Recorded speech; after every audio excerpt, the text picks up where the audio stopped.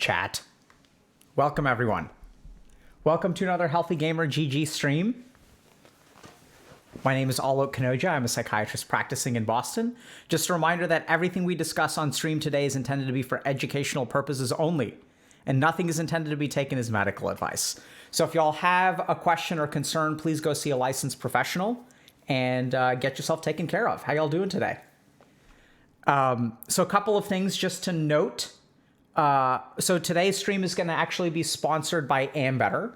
Ambetter is a health insurance company that focuses on providing excellent health insurance to people. We decided that we were happy about the partnership and getting sponsored by Ambetter because we do, as you guys just heard, we'll tell people to go see a licensed professional if they have questions about their physical or mental health. And one of the biggest problems that we face nowadays is access to healthcare. And so we're thrilled that Ambetter is doing their best to be available to provide, healthcare services to people who need them. There are a couple things in particular that we like about Ambetter. The first is that they have they're very sensitive to mental health needs. So if you look at society nowadays, mental health is getting worse. I don't know if y'all saw this, but the Surgeon General of the United States recently released a report, if y'all have seen this before, that youth mental health is actually in somewhat of a crisis right now. So we're thrilled to have a sponsor who's actually sensitive to this kind of thing. I don't know if y'all have seen this or not, but just real quick.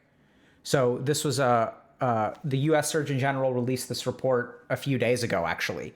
And it's very long. It's about 53 pages, and it goes into a lot of detail about how mental health is kind of on the struggle bus right now. So we're really happy to have a sponsor that is really focused on mental health. So today what we're going to be doing is questions for about an hour or so, and then we may go ahead and do a lecture afterward. So, and if you guys will take questions about, body and mind related stuff, I think one of the nice things about Ambetter is they're really committed to creating healthy bodies and healthy minds. So we're really excited about that. Cool. So Sufax is saying, because of you, I learned how to manage my ADHD brain. Thank you so much. You're very welcome, Sufax. Oh, yeah. So the lecture today, we're probably going to talk a little bit about the gamer diet in about an hour. So if y'all have, so we're going to just do Q&A for an hour. I don't know if y'all remember, but we ran into some technical difficulties the last time we streamed. So we're going to give this a second shot. Yeah, we're going to talk some about, how to understand why gamers eat the way that they do.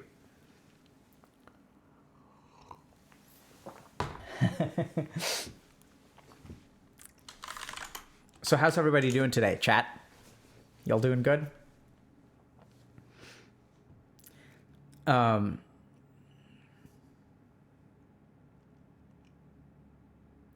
and parenting? Okay, we can talk about that too.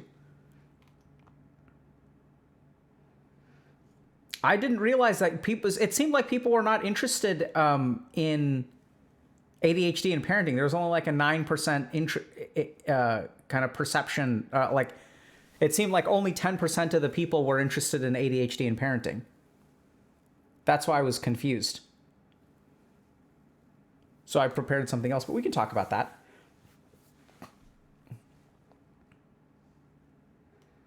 Oh, man.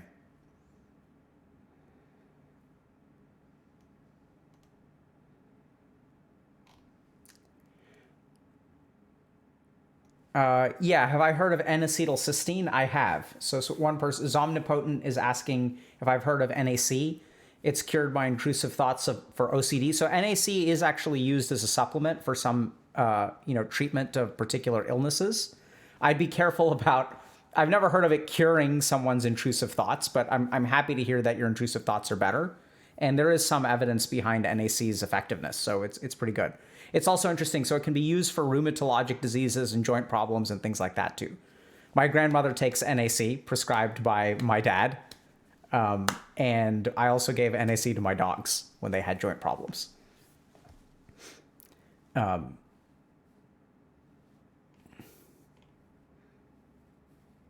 do you get out of the pandemic funk?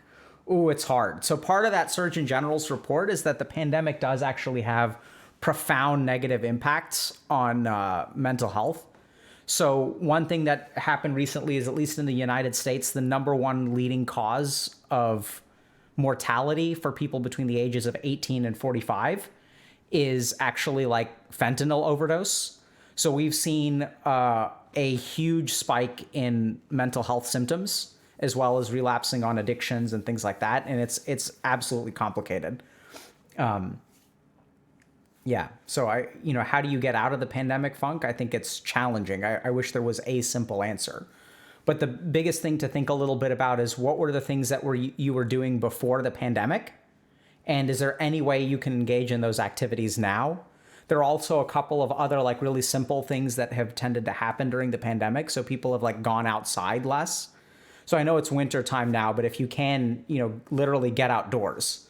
So there's a lot of research that shows that being outdoors for half an hour to an hour a day can actually like seriously improve your mental health.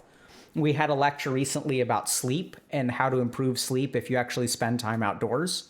And this goes to the fact that your body sort of knows when it's daytime and knows when it's nighttime based on sunlight. So if you spend all of your day indoors, your body doesn't have quite as many signals to help it activate its circadian rhythm. So if you spend time outdoors, a number of different health benefits you'll get. One is that you'll sort of help your circadian rhythm reset, which is part of the reason that we can adjust to jet lag, right? So if you get jet lagged and then you adjust to the local time zone, why is that? It's because your body will adjust its clock based on sun exposure. So it'll help you set your circadian rhythm and will help you sleep. The second thing that being outdoors does is gives you vitamin D. So vitamin D is good for bone health, gut health, and also improves mood. The third thing is there's even some really interesting stuff about eye strain. So generally speaking, if you think about like the brain, the situation that we involved in, we were not looking at things close by all day long, right? So if you think about, human beings out in the wilderness, their eyes were looking at distant things and close things kind of in an alternating way. So one of the challenges that people face nowadays is when you're looking at a screen all day, your eye muscles are actually contracting and stay contracted in an unhealthy way for a long period of time. So there's even some evidence that spending time outdoors will actually improve your eyesight, or not necessarily improve your eyesight, but will reduce the chronic strain of muscles on your eyes to like focus close by. So in short, I'd say get outdoors if you're in a pandemic funk. You don't even need to socialize or anything like that. Just get outdoors if you can. And secondly, try to think a little bit about what you used to do before the pandemic and try to recreate some of those key activities for yourself. So we've got a question from Rejected. How to stop thinking about previous relationships when you're in a happy, healthy one currently? Ooh, this is such a good question. So if you're in a happy, healthy relationship and you find yourself continuing to think about an ex or an old relationship, how do you stop doing that? So there are a number of different things that you can do. The first is to recognize where your thoughts come from. So generally speaking, our thoughts come from two places. They come from our senses. So the things around you are going to create particular thoughts. Like, for example, if I'm walking down the street and I see a cute dog, I'm going to have thoughts of, wouldn't it be cool if I could pet the dog or play with the dog or whatever. For example, if I left something, on the stove and I smell something, then if I smell something burning, then suddenly I'm going to have thoughts about, I need to start thinking about the stove and what I left to cook. So our sense organs are one source of our thoughts. So presumably, if you're in a healthy relationship, your sense organs should be getting like kind of positive stimulation, and you should be thinking about your current partner. So then why do we think about old partners if our current sensory environment is like bombarding us with like positive things? And so this is where the second place thoughts come from, is generally speaking from undigested emotions. So if you think about a lot of mental health challenges that we face, they tend to come from undigested emotions. So for example, if I was like bullied a lot in school and I have a low self-worth, even if I hang out with people today that treat me very well and treat me with respect, I'm still going to have these thoughts that pop up in my head that are sort of lingering from the emotions of the past. And so since I had so much emotional hurt from being bullied, that emotional hurt, because as kids, we don't know how to process them properly, those emotions get stored away, and then we'll start to bubble up negative thoughts. So chances are, if you're thinking about an ex and you can't stop thinking about them, there's probably some kind of emotional processing that needs to happen. So whatever amount of emotions that you kind of like were feeling that you sort of suppressed, maybe you jumped into your current relationship too quickly. It doesn't mean it's a bad relationship, but you may not have done some of the emotional work, some of the grieving, some of the mourning, some of the processing from the old relationship. Maybe part of the reason that you sort of got out of the relationship is because there was some toxicity there, some amount of resentment there. And as long as you hang on to those emotions will start to generate thoughts in your mind and make you think about your ex. So what I would recommend is that you really think a little bit about what is the emotion that underlies these thoughts. So when you start thinking about your ex, what kind of thoughts do you have? Are you thinking, oh man, I'm so angry that I wasted so many years of my life on this person? And so you may feel some degree of resentment. You may feel some degree of like wasted time that you're never going to get back. So in that case, what you need to do is mourn, right? You need to grieve, and you need to say, okay, so like that was a loss. That time is gone. I'm never going to get it back, which can be shocking and very devastating. But then your mind is going to be, but I want it back. I don't want to waste all that time. And so that's where, even if you lose a loved one or a loved pet, like you can want it back, but you have to let it go. So think a little bit about what is the emotion underneath the thought. And as you grapple with that emotion, talk through that emotion, maybe with a friend, be careful about talking about that kind of stuff with your current partner, maybe a therapist, something like that. And that's something that hopefully Ambetter can help you with. Talk through some of that stuff, work through some of that stuff, maybe journal, maybe go for a long walk and just sit with your thoughts. And hopefully as you process those negative emotions, then the thoughts will start to dwindle and fade. Great question. Is there a correlation between okay, so next question. Nerfta Caps is asking, is there a correlation between the area one cuts themselves and the severity of their depression? So I'm assuming that this question has to do with, self-injurious behavior. So just a trigger warning for everyone out there that we're going to talk a little bit about self-injurious behavior. So someone's asking, what about the areas that you cut yourself, and does that correlate with the severity of depression? Generally speaking, in my experience, no, it does not correlate with the severity of depression. Now, self-injurious behavior in and of itself may correlate with the severity of depression, so whether you cut or you don't cut.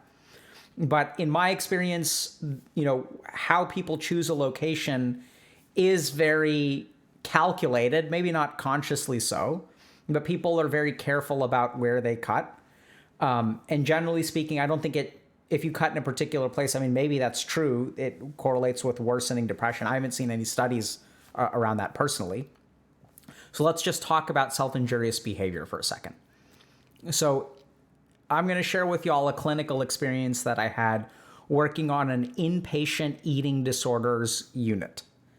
And so there were a bunch of people who were kind of hospitalized for having very severe eating disorders. And what we tended to find on the inpatient unit is that some people had a substance use problem, they would do self-injurious behavior, and they would have an eating disorder. So if you look at their life, they tended to have 3 different things that they would engage in that were all unhealthy. One was using substances, one is restricting their eating, usually restricting, or binging. So substances, restrictive eating, and then self-injurious behavior. So we found something really interesting on the inpatient unit, which is that when we started to control one, so when you take people and you sort of force them to eat particular things on the inpatient unit, that self-injurious behavior and substance use got worse. And if you take those same people, because sometimes I would see them on a different unit where they were hospitalized for addictions, so they were in withdrawal or something like that, or were intoxicated to the point of being a danger to themselves. So in the case of taking away their addiction, their eating disorder behavior would get worse, or their self-injurious behavior would get worse. And so this sort of interesting conclusion is that all three of these things are all mechanisms to manage emotions. So if you talk to people who engage in self-injurious behavior, sometimes people believe that self-injurious behavior is sort of the same as suicidality. But in my experience, a lot of times self-injurious behavior is something that it's sort of an unhealthy coping mechanism that helps people get out of their head. So oftentimes what people with the self-injurious behavior will do is engage in highly short-term intense pain. And they also do it in such a way that does not leave much damage. So they're not actually it'll leave, you'll develop scars and things like that. But it's not like, you're really doing something with the intent to kill yourself. Actually, what you're usually doing in self-injurious behavior is trying to get out of your own head. And it's almost like a form of meditation, because if you do very, superficial cutting, for example, then that pain is so intense and so acute that it forces you to stop thinking about whatever tortured thoughts are in your head. So what you'll discover is that all kinds of human beings will use whatever they need to calm down their emotions. So whether that's self-injurious behavior, whether it's alcohol, whether it's video games, whether it's, watching content online, whatever we need to manage our emotions is what human beings are sort of designed to do. So in my experience, a lot of what determines where people engage in self-injurious behavior is just where they sort of find the most benefit from it. So where do they find the most emotional kind of coping, and different things seem to work for different people. The second thing that has a lot to do with self-injurious behavior is I've noticed that the location oftentimes has to do with visibility. So especially with teenagers and things like that, they'll often do it on parts of their body where they won't be seen. So that's sort of like, you don't want parents to know that you're struggling. You don't want friends or family or teachers to know that you're struggling. And so oftentimes in my experience, the biggest thing about the location has to do with kind of the visibility of it. Generally speaking, self-injurious behavior is not really a healthy thing to be doing. And if you have thoughts of engaging in that sort of thing, or you do engage in that sort of thing, it's absolutely something to go see a clinician for. And the reason for that is not just because it's not like a knee-jerk reaction. It's to recognize that if you have those kinds of feelings where you feel like you need to hurt yourself to kind of push them away, the good news is that there's other things that you can do, right? There are ways to get to the source of that emotional hurt. There are ways to get to the root of that emotional pain and kind of manage those things, work through those things with a therapist. Maybe depending on what your situation is, medication may or may not be appropriate. And then the cool thing is you don't have to live with those thoughts anymore, right? They can actually be processed and healed if you kind of work on them the right way. The challenge with self-injurious behavior is that it may unplug you from your thoughts for a moment, but then tomorrow or the next day or a week later, the thoughts will probably come back. And so that's not really the healthiest way to deal with them.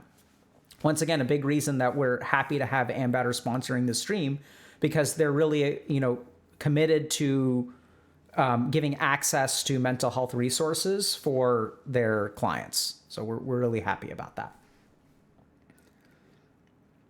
Okay. Next question. Was that question kind of a bit, how do y'all feel about answering questions like that? Does that feel too triggering for people, or are you guys okay talking about that sort of stuff? What do y'all think? Okay.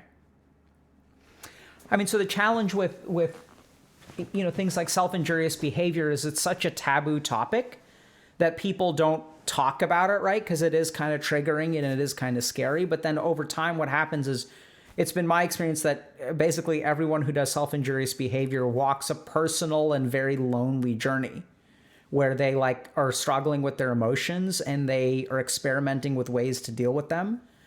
And and I think it's unfortunate, but I think this is the kind of thing that we should educate people more on, right? So to be aware that you could have these kinds of thoughts and feelings, that you're not messed up or anything like that. It's actually just a very simple way in which the body tries to manage its internal emotional pain. Okay, next question. Why does my social battery run out as soon as I think about inviting people over, even though I wanted to find new friends until 3 seconds before that? Okay. So Shah Arzadbi 99 is asking a question about, why does my social battery run out anytime I think about inviting people over, even though I want to make new friends? Okay, this is a great question. So, the short answer is, anytime we have a goal in mind and we think about the benefit of the goal, it leads to a lot of inspiration. And anytime we think about actually taking actions to make that goal a reality, that's when we think about the cost. There's a discrepancy between when our mind thinks about the benefit and when our mind thinks about the cost. So let me give you all an example. So let's say I think about getting in shape. And I think to myself, oh my God, this is going to be great. I'm going to get in shape. I'm going to work out. I'm going to order all this equipment online. I'm going to make myself a home gym. And it's going to be great. Like, I'm going to work out. I'm going to feel good about myself. I'm going to get into shape. I'm going to feel healthier. I'm going to deal with my back pain. It's going to be great. So in that moment, what is your mind thinking about? Is it thinking about the benefit, or is it thinking about the cost? And so in the same way, if we're thinking about making new friends, we're like, hey, I need to make new friends. I want to make new friends. Like, it's going to be awesome. Like, I need more friends. It's going to be so much fun. I have so much stuff to share. I'm looking forward to meeting people. It's going to be great. So we're thinking about the benefit. Then what happens? The exercise equipment arrives in all of these boxes. And then I pull out my screwdriver. And then it's like, oh, this is kind of, interesting. I'll put it together tomorrow. I start to put it together. I leave it halfway done. It stays in my living room for like a week, or garage or whatever, right? Half assembled. Because at this point, all my mind sees is the cost. So once I've put together my exercise equipment, have I gotten in shape? No. So there's like when I'm fantasizing about getting in shape, it's all benefit with no cost. When I'm putting together my exercise equipment, it's all cost with no benefit. And so why would I be inspired or motivated to do something that costs me everything and gives me nothing? And so this is sort of the same kind of idea with friendship, which is that you can think about how awesome it is going to be to have friends.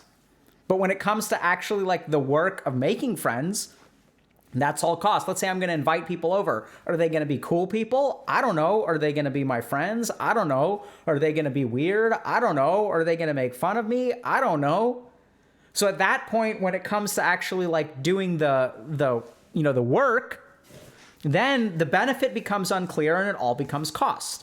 So you have this little circuit in your brain that's constantly, that is constantly evaluating the cost benefit of particular activities. So this is where, for example, procrastination, this is why like the amount of work for studying for a test is the same all week long. It's just the cost benefit ratio kind of gets weird, where like the cost of not studying today is pretty low because you can always study tomorrow, right? You can study tomorrow. And the cost of waiting one more day is pretty low because you can study tomorrow. But the night before the test, suddenly the cost becomes really high. And so the cost becomes too high and it drives me to action because there's a cost and a benefit. In the same way, when it comes to thinking about making friends and actually making friends, when you start paying the cost with an uncertain benefit, because who knows if these people are actually going to be great, or if you're going to have fun, or if no one's going to show up, or like what's going to happen. When all the benefits become uncertain as you get closer to the actual action, and the costs remain relatively high, then you lose all motivation. And your brain starts telling you, oh, don't bother. Your brain starts telling you, oh, it may not really help, or it may not really work, or like what if it gives you all the doubts, right? Then the doubts start floating into your head. And then your motivation tends to go away. And then you wake up the next day and you're like, oh man, I really should have invited people, man. It's going to be great to have friends. It's going to be great to have friends. It's going to be great to be in shape. And then when push comes to shove and you sort of get into the cost of it, then your motivation starts to disappear. So just be aware of this mechanism of your mind. Start to become aware a little bit that, fantasizing about something and yielding some kind of emotional benefit, because if you really pay attention to yourself, when you fantasize, you will gain some kind of emotional benefit, right? That's actually going to happen.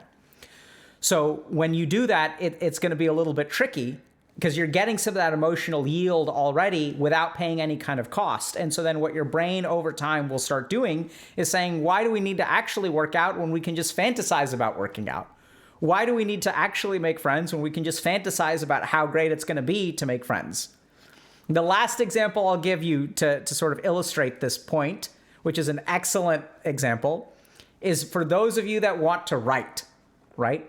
No one actually enjoys writing, or maybe some people out there enjoy writing, but the majority of people want to have written. No one wants to write. Everyone wants to take all of their ideas and turn it into a story. No one wants to do the actual turning into the story. We just want to have all of that story and imagine how cool it's going to be once I write. It's going to be awesome. There's going to be this plot twist and no one's going to see it coming, and you like map it out all in your head, right?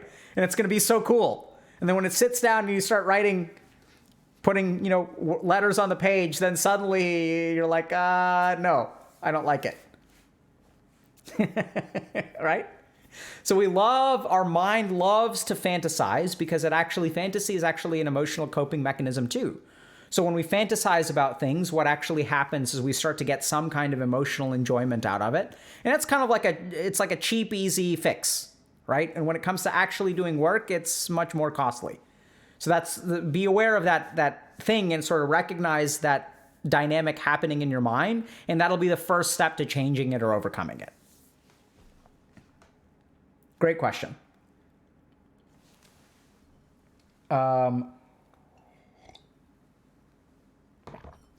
Okay. So King Krish Live is asking, how do I know when therapy and mental health resources are appropriate tools to turn to, and when yoga, meditation, and Eastern perspectives are useful? Because it seems that meditation helps with everything. That's a great question. So King Krish Live is basically asking, when should I go to mental health resources and therapy, and when should I rely on sort of wellness and self-care? How far can yoga and meditation take me? So I think the biggest problem with this question, so I'm a psychiatrist who's also a trained yoga teacher and meditation instructor and all that kind of thing.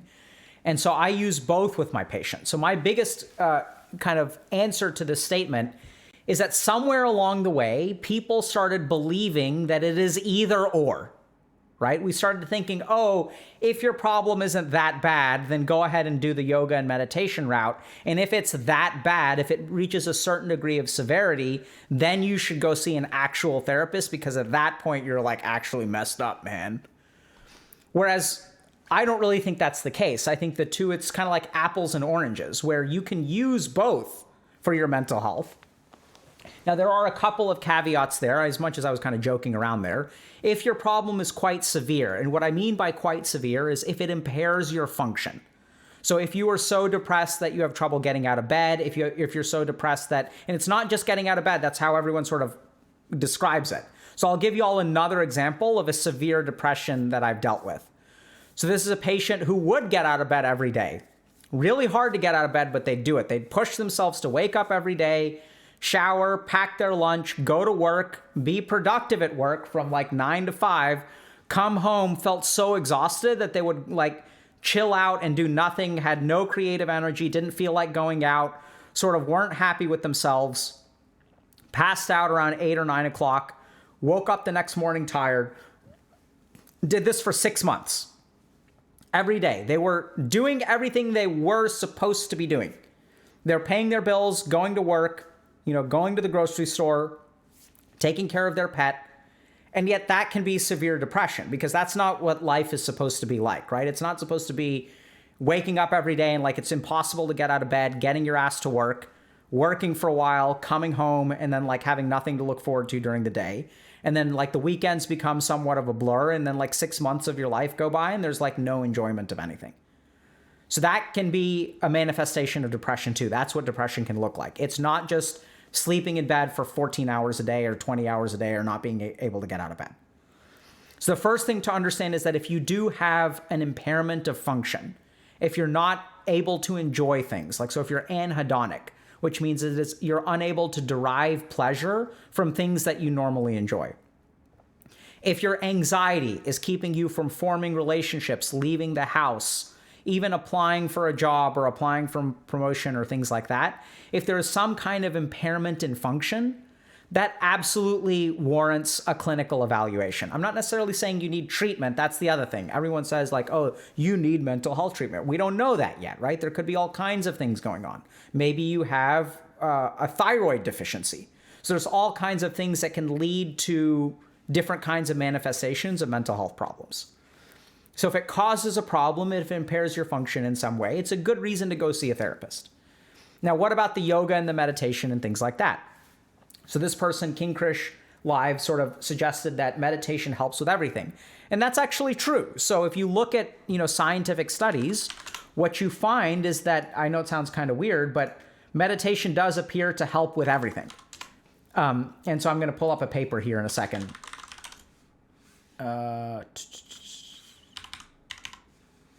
Meditation. So meditation has been shown to essentially be an effective treatment for just about any kind of mental illness. So there are papers on meditation for depression, papers on, so here's just a quick example. Papers on meditation and depression, papers on meditation and anxiety. So here's a meditative therapies for reducing anxiety, a systematic review and meta-analysis of randomized controlled trials. So this is about anxiety in particular, but there are similar studies on depression, on OCD, on trauma, on addictions. So this review demonstrates some efficacy of meditative therapies in reducing anxiety symptoms. Which has important clinical implications for applying meditative techniques in treating anxiety. However, most studies only measured improvement in anxiety symptoms, but not anxiety disorders as clinically diagnosed. I'm not entirely sure what that statement means, but maybe they still met criteria for the disorder. It's a little bit unclear. But generally speaking, what we tend to find is that meditation is effective at reducing symptoms of depression, anxiety, OCD, trauma, addictions, even personality disorders. So people with borderline personality disorder, narcissism, these are things that are notoriously hard to treat, especially with things like medications don't seem to work. So it is true that meditation seems to help with everything. So that's why I don't think at the end of the day, it's an either or. So when patients come into my office, what I'll do is I'll evaluate them for medication, I'll do psychotherapy with them, and I will teach them yoga and meditation. So this is where, when we think about complementary and alternative medicine, I really focus on the complementary part as opposed to alternative part. So this is where, I wouldn't say that a certain severity requires you to, you should get a clinical evaluation, but you don't have to be that sick to benefit from a clinical evaluation. Personally, I also find that meditation combines very well with psychotherapy. So I'll explain this for a second. So in psychotherapy, you go and you talk to your psychotherapist about certain problems, right? So they're going to be listening to you and you're going to be answering them using your mind. I know it's kind of weird, but kind of duh, but that's the truth. So what I really find is interesting is when you train someone in the practice of focusing their mind, understanding their mind, being able to tolerate focus on a particular area, that it actually enhances the psychotherapy. So what I see with people who I teach meditation to and who practice it on a regular basis is we will see a lot more progress in terms of clinical symptom improvement in a shorter amount of time from psychotherapy. And it sort of makes sense because as you train your mind and your mind itself becomes a stronger tool, then your ability to use that tool in psychotherapy improves. So in my experience, it's like a really, really good idea to kind of combine all of them. And even if you don't have a clinical illness, there can absolutely be value to seeing a therapist, right? We just heard one or two questions about how do I, get over an X, or how do I stop thinking about an X? So those are the kinds of things that a psychotherapist or meditation can help you with. It's absolutely like training a muscle. It's training your mind. And depending on what kind of meditation you do, it will train different faculties of the mind. So there are some meditations that are about compassion and forgiveness, some meditations that are about identity and understanding the nature of self, some meditations about training your mind to focus, some grounding meditations that sort of pull you away from your thoughts and into a physical sensation. So these are things like yoga nidra, for example. And there are also like exploratory, inquisitive meditations like mindfulness, where you're sort of just sitting there and observing things without really trying to move in a particular direction. So I'd say that, combine the two, and it's probably a good idea to just go get evaluated. If it's a question mark in your head, it's worthwhile to go see a licensed professional and just see if there's something there. Some time ago, maybe during the last Ambetter stream, someone sort of asked, should we have annual mentals like we have annual physicals? Like, should you have an annual mental exam? And it's a really intriguing idea. It's really worthwhile to just get checked out and see if there is something that you can sort of leverage some of these resources to improve your life and feel happier.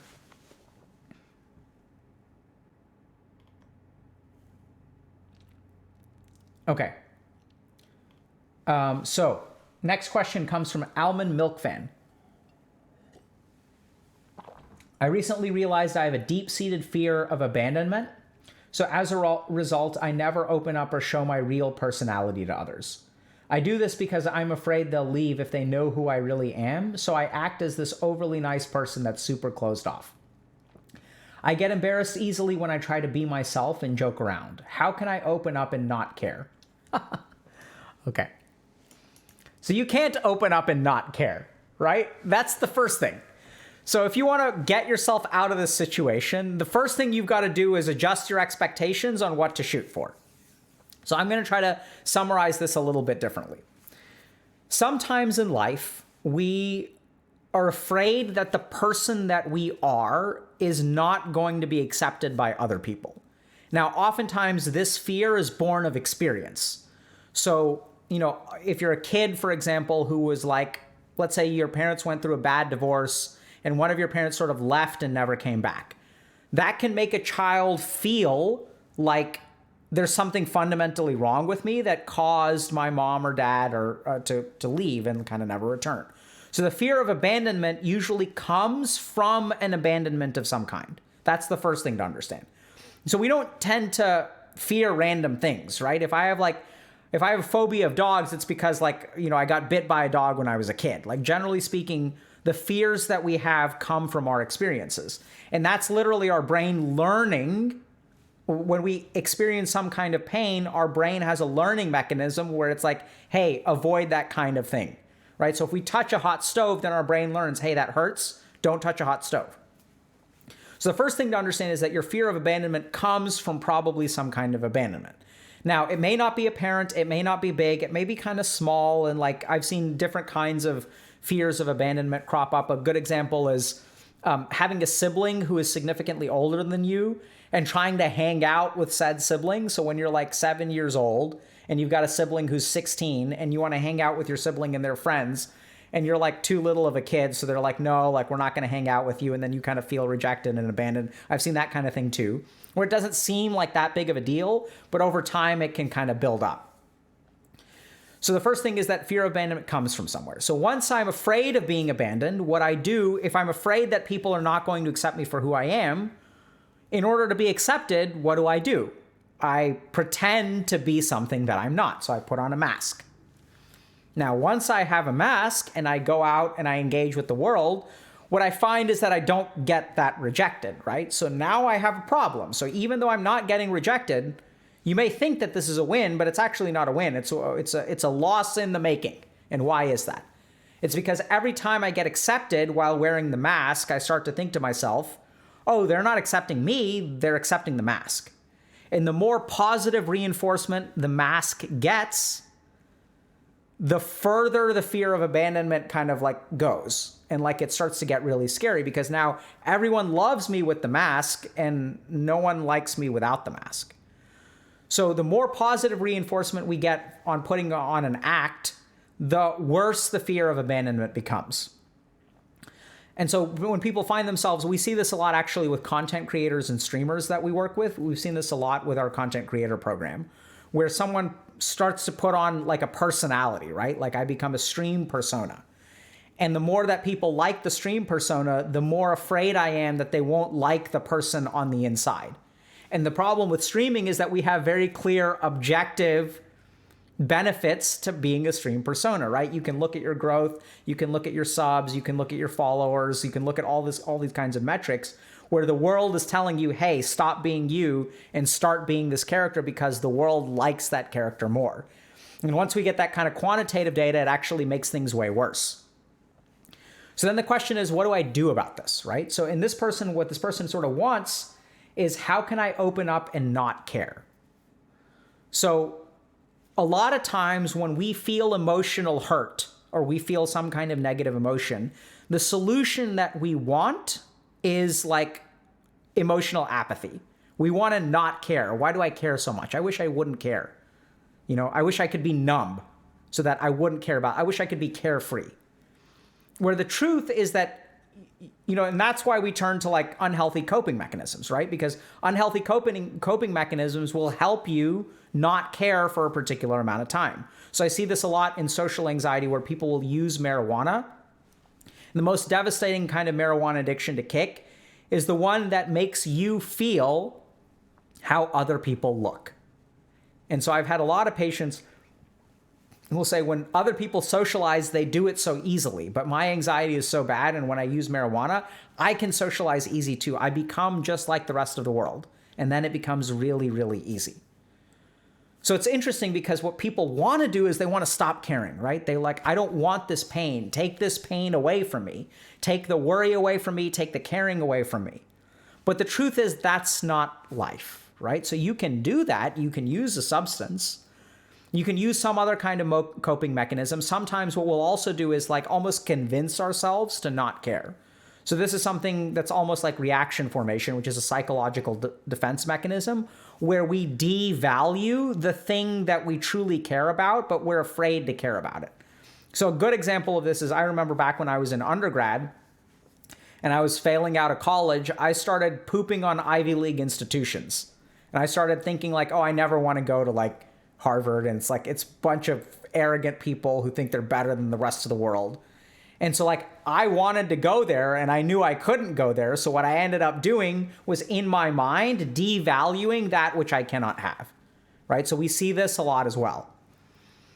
And so I don't think the healthy solution is to not care. And if that's your goal, that's why you're stuck, right? Because you're shooting for something that is not actually like healthy and is going to be almost impossible to attain unless you use some kind of artificial copium.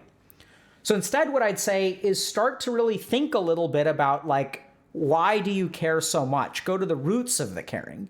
Go to the roots of what does it mean for you? When you say you open up and you try to be yourself and you joke around, like let yourself be that and just watch what happens. Recognize that it's going to be uncomfortable. Recognize that it's going to hurt for some time.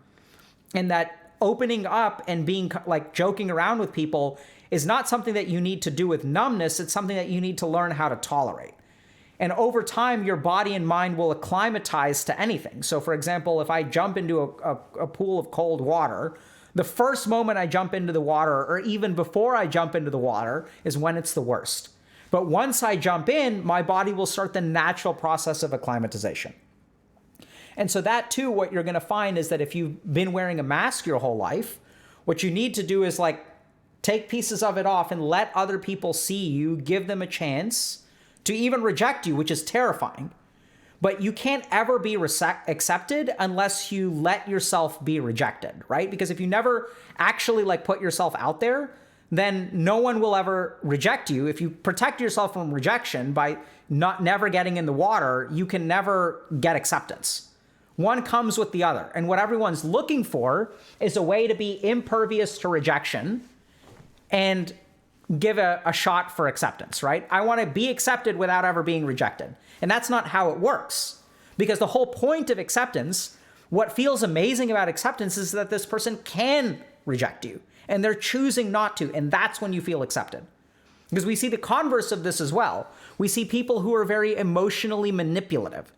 And what they do is they never give anyone a chance to reject them, right? They're going to pull emotional strings and force people to accept them through guilt. So it's like, oh, if you're not there for me, like I'm going to guilt trip you into giving me what I need. I'm going to guilt trip you into loving me. I'm going to hold you emotionally hostage and force you to love me because I know how to do that. I'm not going to give you a chance to reject me. I'm going to force you to love me.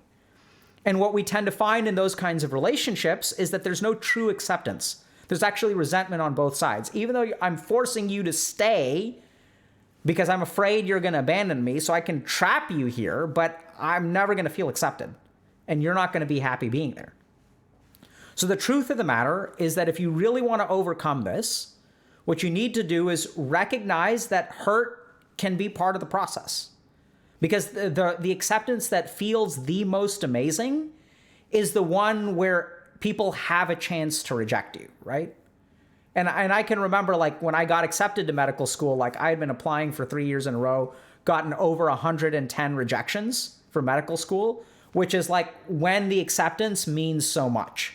It was like transformative. I remember it was the day before Thanksgiving in 2009. And like I got a phone call that, and the dean of the medical school said, "Hey, we've accepted you, congratulations." And it was like amazing, right? But the truth is that that degree of acceptance has to come with the possibility of rejection. And so the more that you try to protect yourself from the rejection, the less acceptance you're ever going to be able to get. And the less acceptance you get, the more the fear of abandonment will persist. So in terms of how to move forward, the first is recognize the origins of the fear of abandonment. See that stuff in your mind. So as you start to joke around, there's going to be a voice in your mind that's warning you. It's going to be, don't do this. What if they don't think you're funny? What if they never talk to you again? What if they reject you? Don't do this. Don't do this. Don't do this. Shut up, shut up, shut up. Don't say any of these things, even though you want to, right? And so recognize that that voice is there and recognize that that voice isn't evil. It's trying to protect you. And so what you got to do is talk to the voice and be like, "Hey, friend, I recognize you're trying to help me out and you may be right. And they may reject me," because that's not usually what you do with the voice, right? You don't acknowledge it. You don't respect it. You don't engage it. What you try to do is fight it, push it down. You'll get into a life and death struggle where either it wins or you win, right? One of y'all wins and one of y'all loses. And when you're fighting against yourself and there's a winner and a loser, newsflash, you are the one who loses. There's no battle you can fight against yourself and win. It's impossible, right? So instead, what you need to do is change the way that you deal with it. Recognize, okay, hey, I know you're looking out for me. I need your support. We're going to try to do this because I want to see if these people will accept like a piece of who I am. Are you willing to just take a step back for a minute and let's see what happens? And the really fascinating thing is if you start to change the way that you relate to your fears, that's actually showing compassion and acceptance to your fear.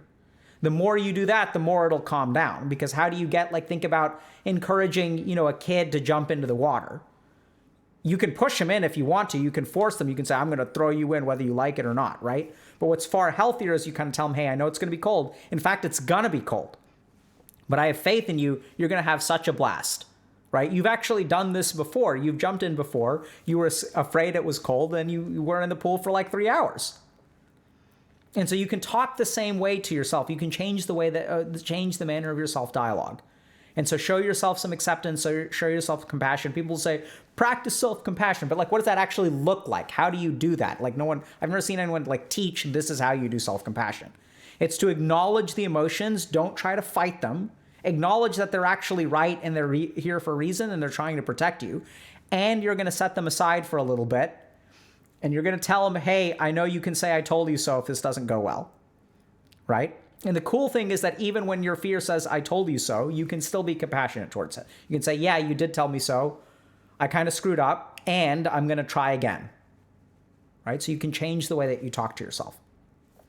And as you open yourself up and practice some self-compassion, you'll reduce your anxiety.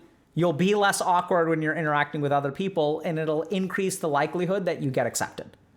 And at the end of the day, you want to end up with the people who are going to accept you for you. This is something I kind of learned also sort of the hard way when I was applying to medical school, is that I was super into like complementary and alternative medicine.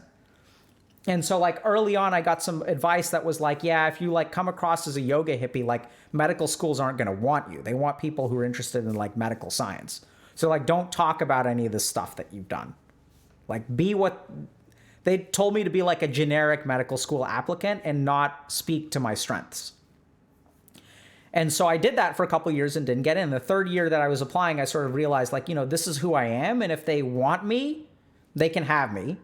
If they don't want this, then like, I don't want to pretend to be something for 4 years, right? This is actually what I'm interested in. And so ironically, I got accepted that year. So, be who you are. And if people don't accept you, find people, like keep looking for people until people accept you for who you are, instead of morphing yourself into something that, you think people want to be. Because then you're sort of creating a relationship on like false pretenses. And then it's not going to end well.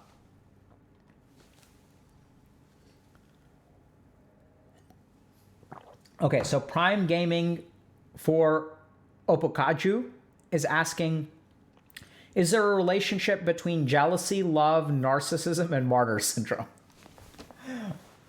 Okay. This is a good question. So I'm going to sort of, the short answer is yes, but it's kind of tangled. So let's step away from jealousy for a second. So let's talk about love, narcissism, and martyr syndrome. I don't know exactly what Prime Gaming for Opokaju means by this, but I'm assuming that martyr syndrome is like when someone basically like pretends to be the martyr all the time and like plays the victim. So there's absolutely a relationship between martyr syndrome and narcissism that's very, very tight. So let me sort of try to illustrate this. If I get rejected in some way, or I make some kind of mistake, or I feel some kind of pain as a narcissist, that's very, very painful for me because like if I don't get invited to, let's say like a birthday party, okay? So then I feel like rejected by that. I feel like my ego is attacked. People don't like me. And that pain is that rejection is so painful that what I have to do to protect myself is reconstruct the narrative to make myself a martyr. Because the pain exists. But if I can reconstruct the narrative to turn myself into a martyr, then I come out as the good guy. So if I don't get invited to a birthday party because I'm a narcissistic asshole, that hurts. But if I can change that narrative to be a martyr, then suddenly, like, I don't have to deal with the fact that people don't want to invite me, right? Because now it's a sacrifice I'm making for someone else's benefit. Oh, yeah, the reason they didn't invite me is because there's a max table size of 8. And so there are 9 people that would normally go. Therefore, like, one person has to sit out, and I'm happy to be the one that sits out so that my friend can actually enjoy the birthday party. Because if I went, then like I'd be like excluding someone else. And so then that person would feel left out. So like I'm happy to like take this situation that's painful and make it emotionally manageable by making myself a martyr into the situation. Right? So generally speaking, martyr syndrome is what happens when people like turn themselves into a victim to manage some kind of like internal emotion. Right? Because if I can sacrifice for the sake of something, then my pain is justified. The fact that I'm feeling pain and rejection because I may be doing something wrong is like too hard to tolerate. No. So I'm going to turn myself into a martyr. And so this can be really, really frustrating for people who are, dealing with narcissists who keep on like martyring themselves. Because what happens is anytime you try to play the victim, which you don't even have to try to play the victim, in any kind of relationship, there are going to be some things where, you get hurt and some things where the other person gets hurt. But the annoying thing about, narcissistic martyrs is that they will prevent you from ever being the victim, right? So the second that you play the victim card, which you're not like necessarily, it's not like you're playing a card. It's just like, hey, friend, you kind of screwed up here. They're like, oh, like, let me like create this weird narrative in which I can absolve myself of responsibility because I'm making a sacrifice for your benefit. So instead of hurting you, I'm sacrificing something. Yeah, you can like yell at me all you want to. You can call me whatever names you want to. You can call me insensitive. You can do all of that stuff. All of it. I'm willing to take it for my love for you. I'll accept it. I'll accept all of your irrational crap. And I'll be hurt so much by your words because I care about this relationship so much. So let it out. Call me an idiot. Call me stupid. Call me insensitive. Tell me all of the negative things. And I will bear them for my love for you. And in that moment, it's like they're sort of completely missing the feedback that you're actually trying to get them. There's no like constructive criticism when you play the martyr card, right? It just becomes like you accept the pain, but there's no constructive criticism. There's no actual acknowledgement that you're doing something wrong. Instead, you become the martyr. So what does that have to do with love? Well, oftentimes the martyr complex has a lot to do with love, right? Because you're willing to martyr yourself for people that you love. So we see this a lot from narcissistic parents, right? So I'm seeing someone say, Martial Survival saying my mom. Yeah, absolutely. We see this a lot from narcissistic parents, where you try to tell them like, hey, this thing that you are doing is bothering me. And that's so hurtful to them. Oh my God, I'm not the perfect mother. So how does someone who is not the perfect mother become the perfect mother? They play the martyr card. So, oh my God, you're telling me that I'm insensitive to your emotional needs? Oh, that means I'm a bad mom. We can't have that. How can I be the best mom? I can take all of your emotional pain and I can be the butt of all of your jokes and I can be the object of all of your toxicity and unhappiness. Yell at me, yell at me, yell at me, yell at me. And the more that you yell at me, the more perfect of a mother I become. Because what is the best mother? The best mother is the one who loves their child unconditionally. No matter how much abuse you heap on me, I will always love you no matter what. Right? So it's like they like do this interesting like playing a trap card reverse switcheroo kind of business where when you criticize them, they like flip it around and accept more and more criticism, but actually dodge like 100% of it by playing the martyr card. And then this is absolutely like love is a huge part of this, right? Because love is like, it's hard. Like you can do this for people that you love. And that's also part of it. The love is part of the martyr complex. It's because I love you so much that I'm willing to put up with all of this BS, right? And then suddenly they are the ones who are tolerant, right? I'm the one who's putting up with all of your toxicity. I'm the one who's magnanimous. I'm the one who has infinite patience. I'm the one who's doing such a good job and you're irrational and you're hurtful and all of these like other stupid things. But since I am so great and I love you so much, I'm not going to give up on this relationship, even though you're so hurtful. I'm never going to give up, no matter how much you hurt me. And so love is a huge part of that, right? Love is a huge part of what propagates the narcissistic martyr syndrome.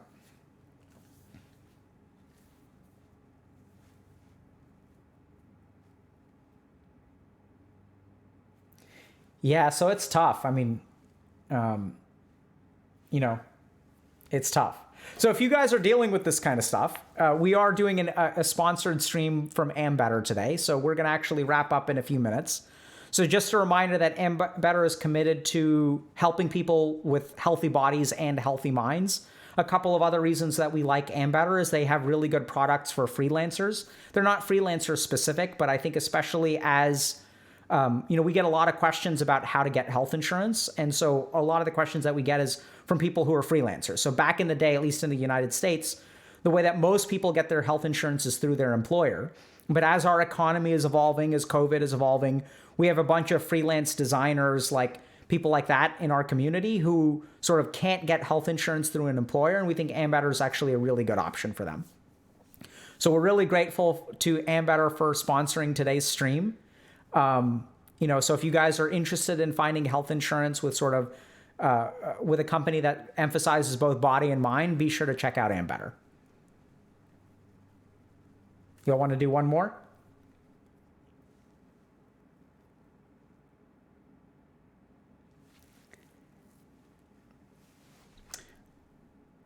Okay.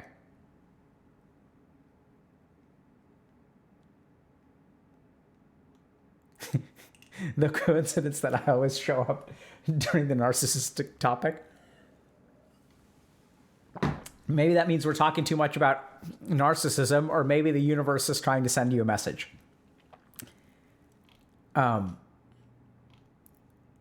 Someone's asking, how do I know I'm being my true self? You can't be anything except for your true self. Right? So here's what I'd say. If you want to know how to be your true self, if you're trying, you are not being. trying and being are fundamentally opposites. So if you're trying to be something, then you are not being, right? Trying is striving for a point away from you. And being is where you are, trying is where you are not. So the more that you try, the further you are away from yourself. Does that make sense?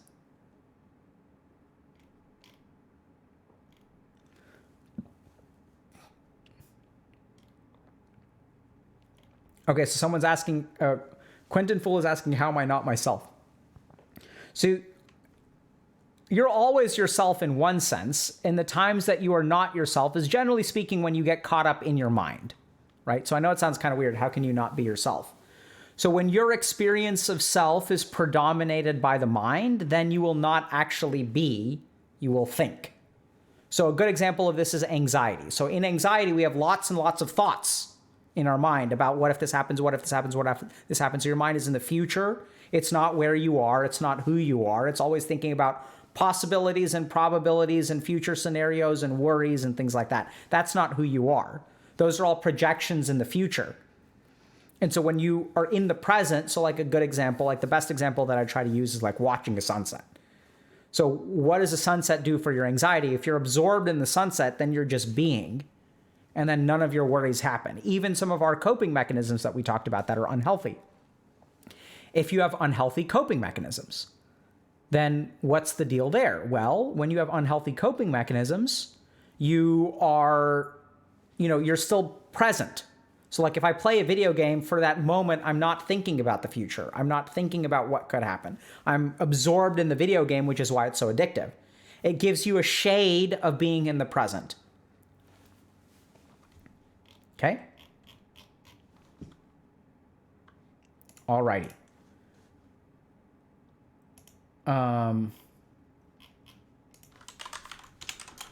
So just wanted to thank Ambetter for sponsoring our stream today.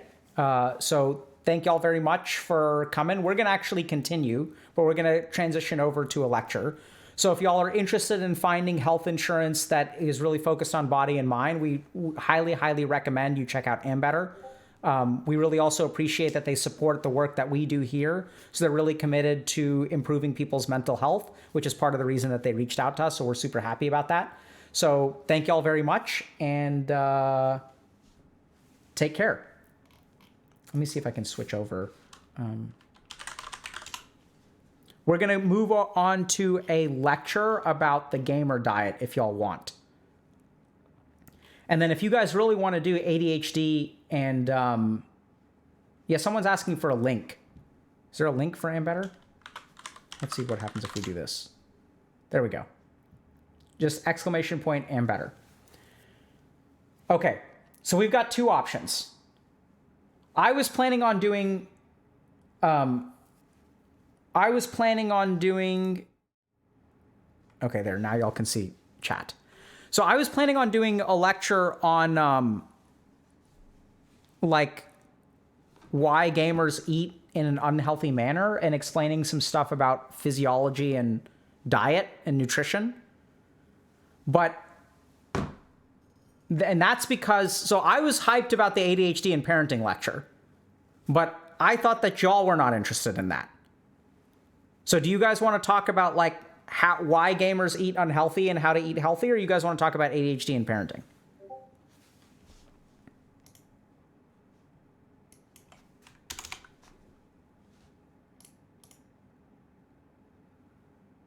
Okay, vote. Okay.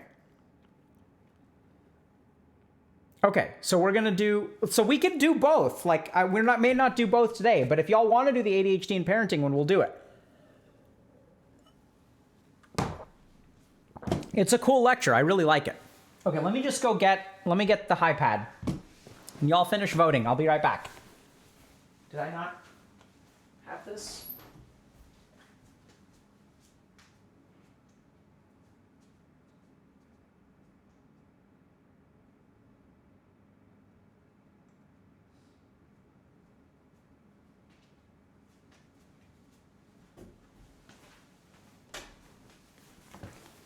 Okay. So if we have time for both, we'll do both, okay, chat? Y'all okay with that? Is that cool? I gotta like prep the ADHD and parenting one a little bit because it's not quite as fresh. All right. Okay. So today we're going to talk a little bit about why gamers eat unhealthy food. And so this is a really important topic to me for a couple of reasons. The first is that, oftentimes gamers eat unhealthy, and we don't like that because we want y'all to be healthy. That's why we're a healthy gamer. The second reason, though, is that oftentimes when we're talking about issues of diet, we attach a lot of judgment and assumptions to what separates someone who eats healthy from someone who doesn't eat healthy. So what I hear from a lot of people in our community is I'm lazy, I'm undisciplined. And all of the people out there, like the Chads out there, they're so healthy, they're so disciplined, they work so hard. I am not like them. And so what we tend to do is attach a lot of self-judgment, shame, or other kinds of willpower related stuff to diet. And the thing that I think is really sad about that is that diet is not, to a certain degree, it's about willpower. But if you understand the physiologic drivers to why you eat and what controls how you eat, when you eat, what you eat, you can actually do a couple of really simple things that will drastically improve your diet. Okay? So there are a couple of different principles that we're going to talk about today. And what I want to do is really help y'all understand the physiology of diet, because once you understand the physiology of diet, things become way easier. Okay? So this is what we're going to do. We're going to talk about the gamer diet. And what I mean by the gamer diet, oh my God, what is wrong with this thing? Is why gamers eat unhealthy. And what we're going to do is start by understanding the basics of physiology,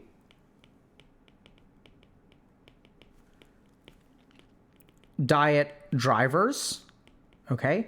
We're also going to understand a little bit about crash diets and why they're bad. The next thing we're going to understand, what we want to do instead is make sustainable dietary changes. But the question is, how do we make sustainable dietary changes? Actually, maybe we should flop these around. What we're going to do is, in order to make sustainable dietary changes, we're going to understand the physiology of diet. So actually, let's reverse those, flip those around in order. Once we understand the physiology of diet drivers, we're going to talk a little bit about intermittent fasting in biochemistry and understand kind of how that works. And then we're going to end with a little bit about 4 signals for hunger and fullness. Okay? And once we understand these different signals, that different levers that our body uses to tell us that we feel full, we can start pulling on those levers to help ourselves eat healthy. And the goal of this, so I think if you really want to be healthy in terms of the way that you eat, instead of going on a crash diet, so let's actually start with crash diets. So I do not like crash diets at all, and your body does not like crash diets either. So a crash diet is when you go on some kind of drastic diet, right? I'm going to do, so my favorite is different kinds of water fasts. Well, fasting can be okay, but people will go I'm going to cut out all carbs, and I'm going to do this, or I need to lose this much weight before the wedding, or summer is coming up, so I'm going to go on this crash diet. So here's what happens when you go on a crash diet. First of all, the driver for a crash diet is willpower. And I do not like willpower as a consistent way of changing behavior, because willpower is a diminishing resource. I think about it like a mana bar, right? And eventually you're going to run out of willpower. And what tends to happen is a lot of people get motivated by willpower. And what they'll do is they wake up one day and they're I'm going to change my life, or And as long as you have that emotion of then you can continuously change your life. But the second that the goes away, the willpower goes with it. So there's another sinister thing that happens with crash diets, which is why the diet industry is a thing, by the way. So I don't know if y'all know this, but like, there are all these like different diets. Like there's the South Beach diet, there's this diet, there's that diet, there's this diet. Oh my God, I'm doing this now. I'm doing this. I'm doing like vegan paleo. I'm doing this kind of thing. And the thing about all those diets is that they cause people to lose weight, generally speaking, relatively quickly, and they tend to be willpower based. So we see rapid results, which is why they're successful. The other thing that we see is temporary results, which is why the diet is successful, right? So this kind of success is like you feel great because you lost those 20 pounds so quickly. But the reason that the diet industry is an industry is because the results are temporary. You're going to lose 20 pounds and you're going to gain them back. So then what do? You go back and you kind of think to yourself, wow, I really lost 20 pounds on that diet. Let me go back to that. Let me buy this other book. Let me go to this seminar. Let me order this food. Let me get these supplements. And so since the results are rapid and temporary, the industry continues to sustain itself. So what we're going to advocate for is not rapid results and not temporary results, but small, permanent results. So then the question is, how do I get small, permanent results? Well, we're going to get to that in a second. There's one other big problem about the physiology of crash diets. When you rapidly lose weight, what does your body think is going on? Do y'all know? Your body thinks what? You're starving. Excellent. So, what does your body do after the diet ends if it believes you're starving? Do y'all know? What does your body do next? Stores fat. Absolutely. Okay? So, there is this concept in physiology called an obesity set point. What I'm about to tell y'all is absolutely terrifying. Okay? Let me see if I can find this.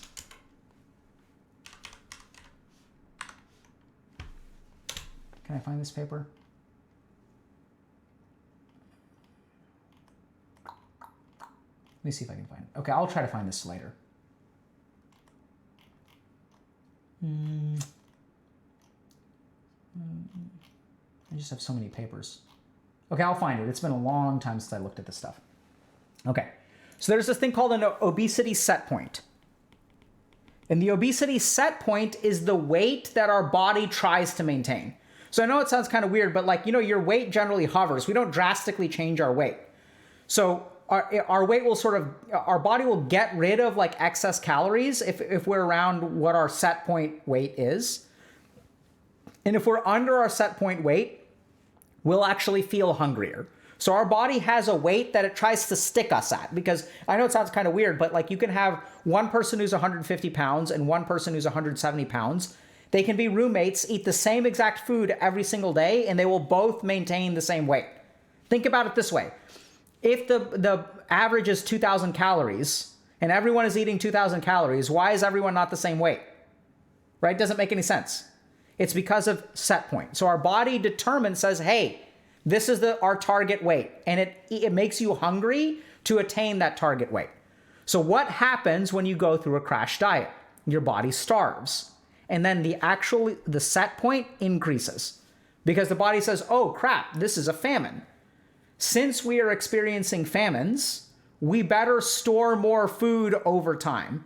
And the more regularly you go through crash diets, your body learns. It's like, oh crap, every 18 months, it seems like we go through a famine. So we better store food for the upcoming famine. So it's terrifying, but there's data that shows that people who go through subsequent multiple crash diets will actually increase their set point. Even crossing over into obesity is a set point. So if you do lots of fad diets, what's going to happen is your set point is going to go up, and then it's going to be harder to lose weight because your body's like, hey, there's a famine every 18 months. So we got to store up. We got to fatten up for the winter to come. Winter is coming. Okay. This is why we don't want to do crash diets. Instead, what we're going to want to do is eat in a particular way that leverages our body's natural mechanisms to help us make healthy choices. And what I mean by that is, remember that when you make a choice, a food choice, that choice is not entirely willpower driven or conscious.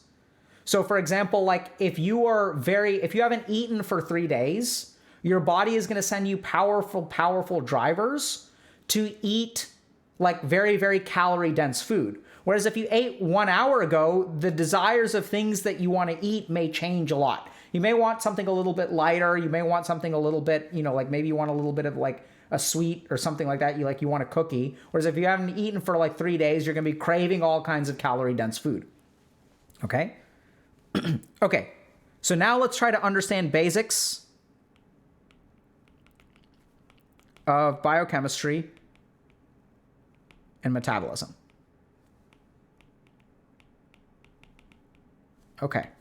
So how does your body know when you are hungry?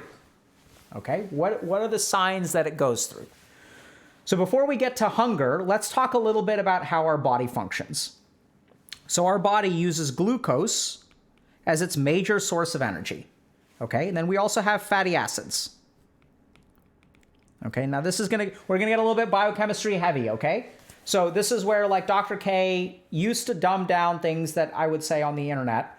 But as I've discovered, this generation of like nerds on the internet, or not even nerds, you don't have to be a nerd.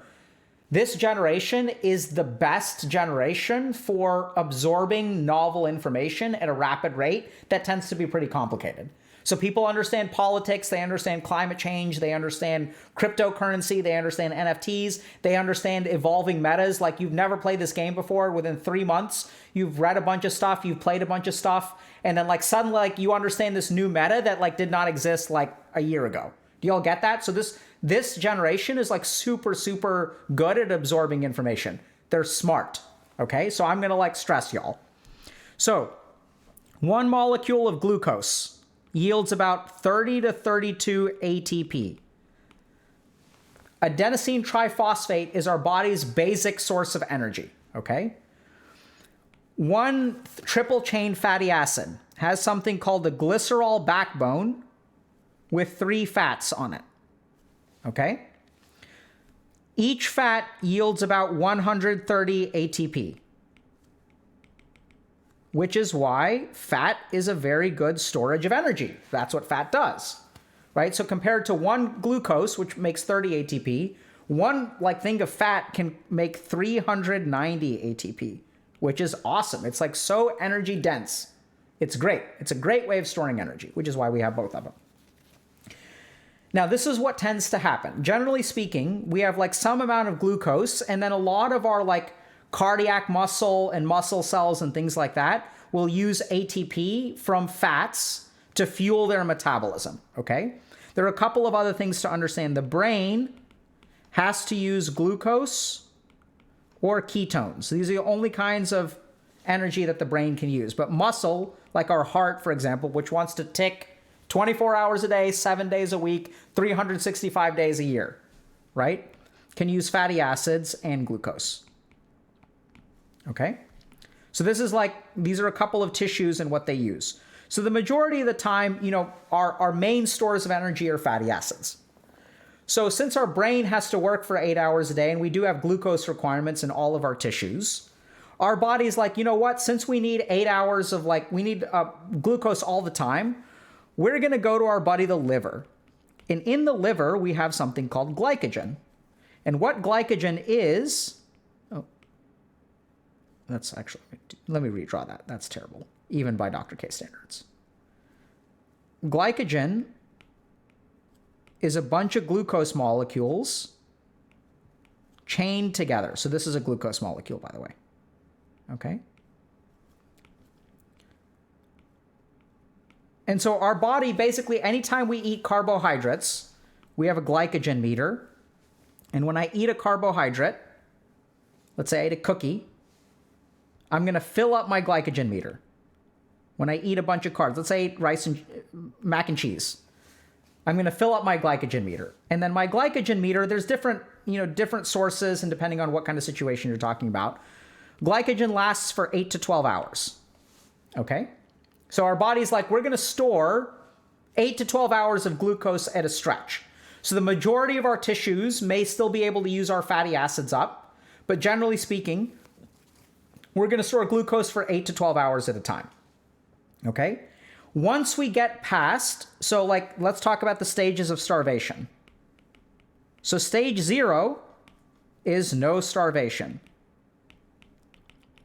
And how do we know, like, what's the main, like, way that our body knows whether we are in stage 0 or not? Presence of glycogen. So this is like, our body's like, if I eat, let's say, a pizza at like noon, let's say I have 3 slices of pizza at noon, then I have plenty of carbohydrate floating around in my system. My glycogen stores are solid, totally fine, right? So I'm not actually starving at all, so I'm not going to feel particularly hungry, things like that. So when dinner time comes around, so when we think about, let's say talk about like dinner time. So let's say I have a bunch of pizza at noon. By the time dinner rolls around, let's say I've only got about 4 hours of glycogen left. Or let's say, not 4, let's be honest. Let's say I've got about 2 hours of glycogen left. So then my body's like, oh, like, hey, maybe we should start to eat a little bit of something because we're running out of glycogen. And remember, the goal that the body wants to keep is it wants to keep our glycogen full. So once we start to get low, it's like, hey, let's fill it up again. So then I get hungry, I have dinner, I kind of fill it up, right? And then I have 8 hours again. Okay? So once we get to stage 1 of starvation, it's when glycogen runs out. Now our body starts to go through all kinds of different things. The first thing that happens is our body starts to panic a little bit. And it's like, hey, we really need to eat. So a good example of this is when we wake up in the morning, not everyone feels hungry, but depending on your glycogen stores and how much food you have in your stomach and things like that, it gets a little bit complicated because let's say I eat a full meal and then go to sleep an hour later. Even though I may sleep for 8 hours and not feel hungry in the morning, that's because I'm still digesting food halfway through the night. So I'll digest food for like 3 hours. So I don't really start dipping into my glycogen stores until like 1 or 2 a.m. And then like by the time like 8 a.m. rolls around, like I still have a couple hours of glycogen left. I feel pretty good. I start to feel hungry. And then by 10 a.m., 11 a.m., I hit that first stage of starvation. And then now my body's like, hey, let's like eat something. Let's eat something. Okay. So in the first stage of starvation, our glycogen runs out, and then our body's like, hey, we need energy sources. So at this point, a couple of things start happening in the first stage of starvation.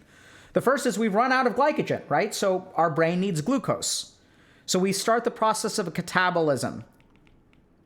Okay, so we start breaking down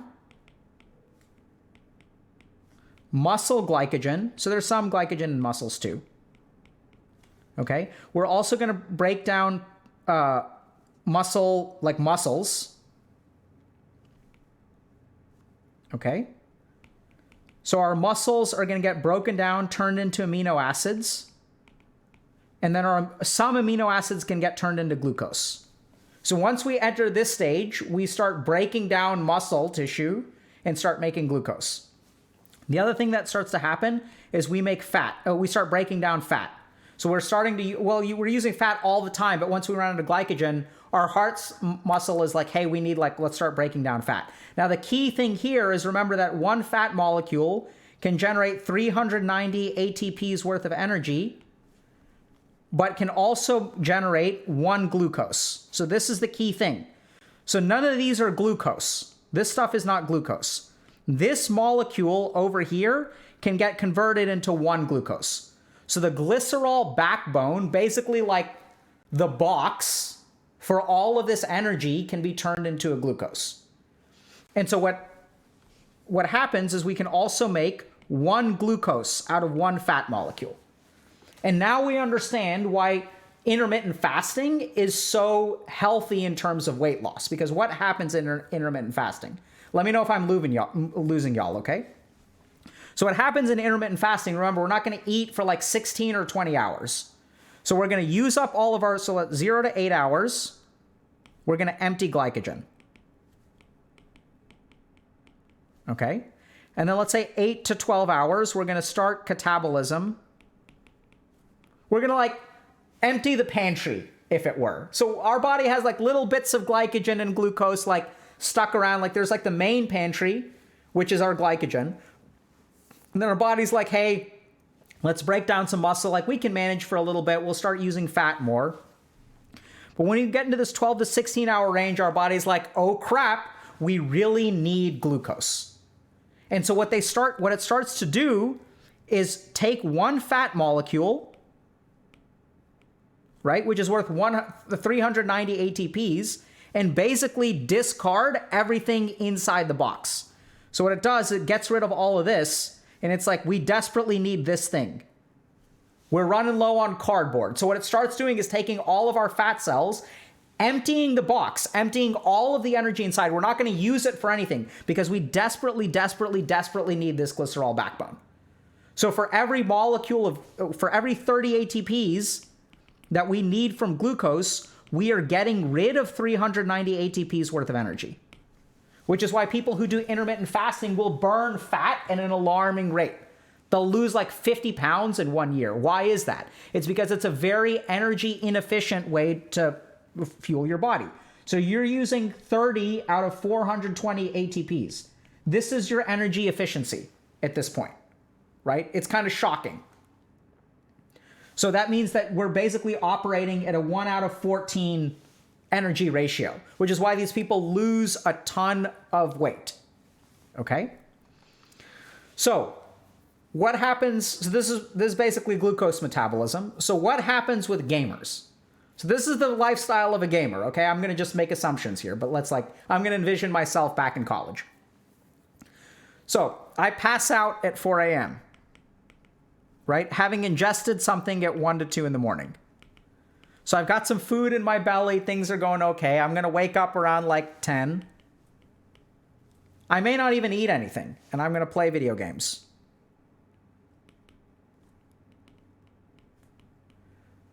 Once noon rolls around, I start to enter stage 1 of starvation. So, but since I'm playing video games, what's going to happen is like games are going to suppress my eating drives. So what happens is my body like starts to get like more and more desperate. Like if I wasn't so absorbed in the game, and y'all know this if you've like gamed for like, you know, LAN parties and stuff like that, like you can go like 8 hours at a stretch without like getting up and like eating anything or whatever. Like you can go 10 hours, even 12 hours, things like that, okay? So as games are suppressing our eating drives, what tends to happen is like we really enter stage 1 of starvation. So then what would happen in my case is 4 p.m. would roll around, okay? And now I'm suddenly starving. I take a break from the game, I shower, and I'm famished. So then what happens is like, since I'm like literally starving, what I start to do, my glycogen stores are empty. And then I also have a calorie deficit for the day, right? So it's like 4 p.m. and I've eaten a total of 0 calories. So I have a calorie deficit and a carbohydrate deficit. So what I want to do is eat calorie dense and high carb foods, okay? So this is not willpower at this point. I want y'all to understand that. It's not willpower. These are mechanisms in your body that have allowed human beings to like exist and survive. If these mechanisms did not exist, we would literally like be dead, right? So these are mechanisms that are now active and saying your body is telling you we are dying here. This is the first stage of starvation. And so we had an interesting interview recently with someone who was kind of talking about gaming for hours and then eating cheesy rice. And so like, this is where the cheesy rice comes in. It's like carbs and it's calories. Because your body is like, we've been up for hours. We haven't eaten for like most of a day. And we need to fill this up. This is a problem here. We need to fill this whole bad boy up. And we need to eat 2,000 calories a day, and we're deficient on our calories. So we need to like, you know, we need to catch up. We're like at negative 1,000 calories. This is our deficit at this point. So give me the cheesy rice. Apple isn't going to appeal to you. Salad isn't going to appeal to you. None of that stuff is going to appeal to you because you want to eat like, you want to eat this, right? And where is the drive for cheesy rice coming from? It's coming from stage 1 of starvation, a calorie deficit, and a lack of glycogen. Okay? So then we gorge ourselves. I order a pizza and I eat like, you know, 1,200 calories of pepperoni pizza with Mountain Dew. Okay, there's a lot more to this. But then what happens is we get an insulin spike. Then as we get an insulin spike, we get all kinds of stuff happen. We get sleepy. We start storing fat. Right? So this is really tricky. This is why, it's easy to get out of shape as a gamer. So why do we have like low muscle mass and like high amounts of fat? Okay. I'm sort of being a little bit rough here because I don't think gamers are actually like this anymore. A lot of gamers are super healthy. A lot of gamers really take care of themselves. But if we look at the physiology of this, what's happening? So in stage 1, remember, we're doing catabolism of muscles. And then once insulin hits, we store fat. So like this lifestyle is very conducive to breaking down muscle to meet your glucose needs and then gorging yourself and then storing up everything as fat. Okay? So insulin spike makes you sleepy, also does all kinds of bad stuff for your mood and things like that. Okay? Makes it hard to study. Mood goes down, hard to study. Right? All you can really do is like play games. If you guys have been in this kind of situation before. Okay? So this is essentially what happens. If you look at like the quintessential bottom quartile gamer diet, right? We're talking about people who have like coin slots when they bend over, if you guys know what I mean. This is kind of how they get that way, right? It's sort of like starvation followed by very powerful drives. And then this sort of creates this idea that, oh, I'm a gamer and like this is how gamers look. Like, oh, I'm lazy, like I'm not disciplined, I'm not a Chad, I'm a beta, like I have a beta diet, like all this stupid psychological crap comes in. Whereas I don't judge people for any of that stuff because I don't think it's like nearly as psychological as people think. It's physiological. This is like they're powerful evolutionary drivers that are causing you to eat half a pepperoni pizza and Mountain Dew when you haven't eaten for like 16 hours because your body is literally starving. Okay? And then remember, your obesity set point theory is also your body is learning, oh crap, we're starving, so we better like eat, we better like store up, right? So it's your body, it's sending signals to your body to store as much fat as we can because this guy ain't gonna eat again until tomorrow. Like, so your body's like, okay, we got you, bro. We're gonna store as much as we can. So now let's talk a little bit about this business over here, okay? So then the question becomes, okay, so if I'm a gamer and I want to eat healthy, what should I do? So this is where what we're going to do is start exploring. Let me just make sure we got these. Okay, so we talked about intermittent fasting, talked about crash diets, physiology. Okay. So if you want to eat healthy and you're a gamer, here are the sources of satiety. So this is where things get even more complicated. And even more complicated, I could do a whole Dr. K's guide on nutrition and metabolism. So your body has lots of different signals to tell you to stop eating. And it has lots of different signals to tell you to start eating. So what we're going to do is talk about a couple of these signals that you can leverage to eat healthy. So I know it sounds kind of weird, but like what makes you feel full?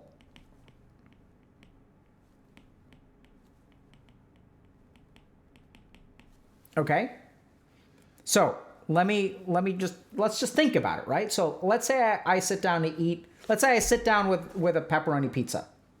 Okay, leptin and ghrelin, okay, y'all are smart. We'll get there in a second, okay? Let's try to start experientially before we get to leptin and ghrelin. So when I sit down to eat a pizza and I'm starving, let's say if I sit down to eat a pizza and I'm starving, I can wolf down, let's say 4 slices of pizza in like 15 to 20 minutes, right? I can eat 4 slices in 15 to 20. And even at slice 3, I feel kind of full. But I go ahead and pound slice number 4, right? You'll know what I mean? Like, you guys know this feeling? Right? Do y'all know what I'm talking about here? So let's just think about like what is happening in your body where you feel full but want to keep eating. Isn't that weird that you feel full but you want to keep eating? And why is that? It's because there are literally different physiological signals, one telling you to keep going and the other one telling you to stop. And since you have two different sources of signals that are conflicting with each other, you kind of like don't know which one to do and you end up eating anyway. So for example, calorie deficit. So you may still be at a calorie deficit for the day. So your body's telling you, hey, we're down for our calories, so we need you to eat another slice. And you have our gastric stretch mechanism, which is telling you to slow down. Okay, so let's talk about a couple of different things. So calorie deficit is your body knows how many calories you need to maintain its set point. We've talked about that. The other interesting thing is gastric stretch is like literally how much food is in your stomach. So if you eat, let's say I give you like a salad, like a grilled chicken salad, and I give you 4 slices of pizza.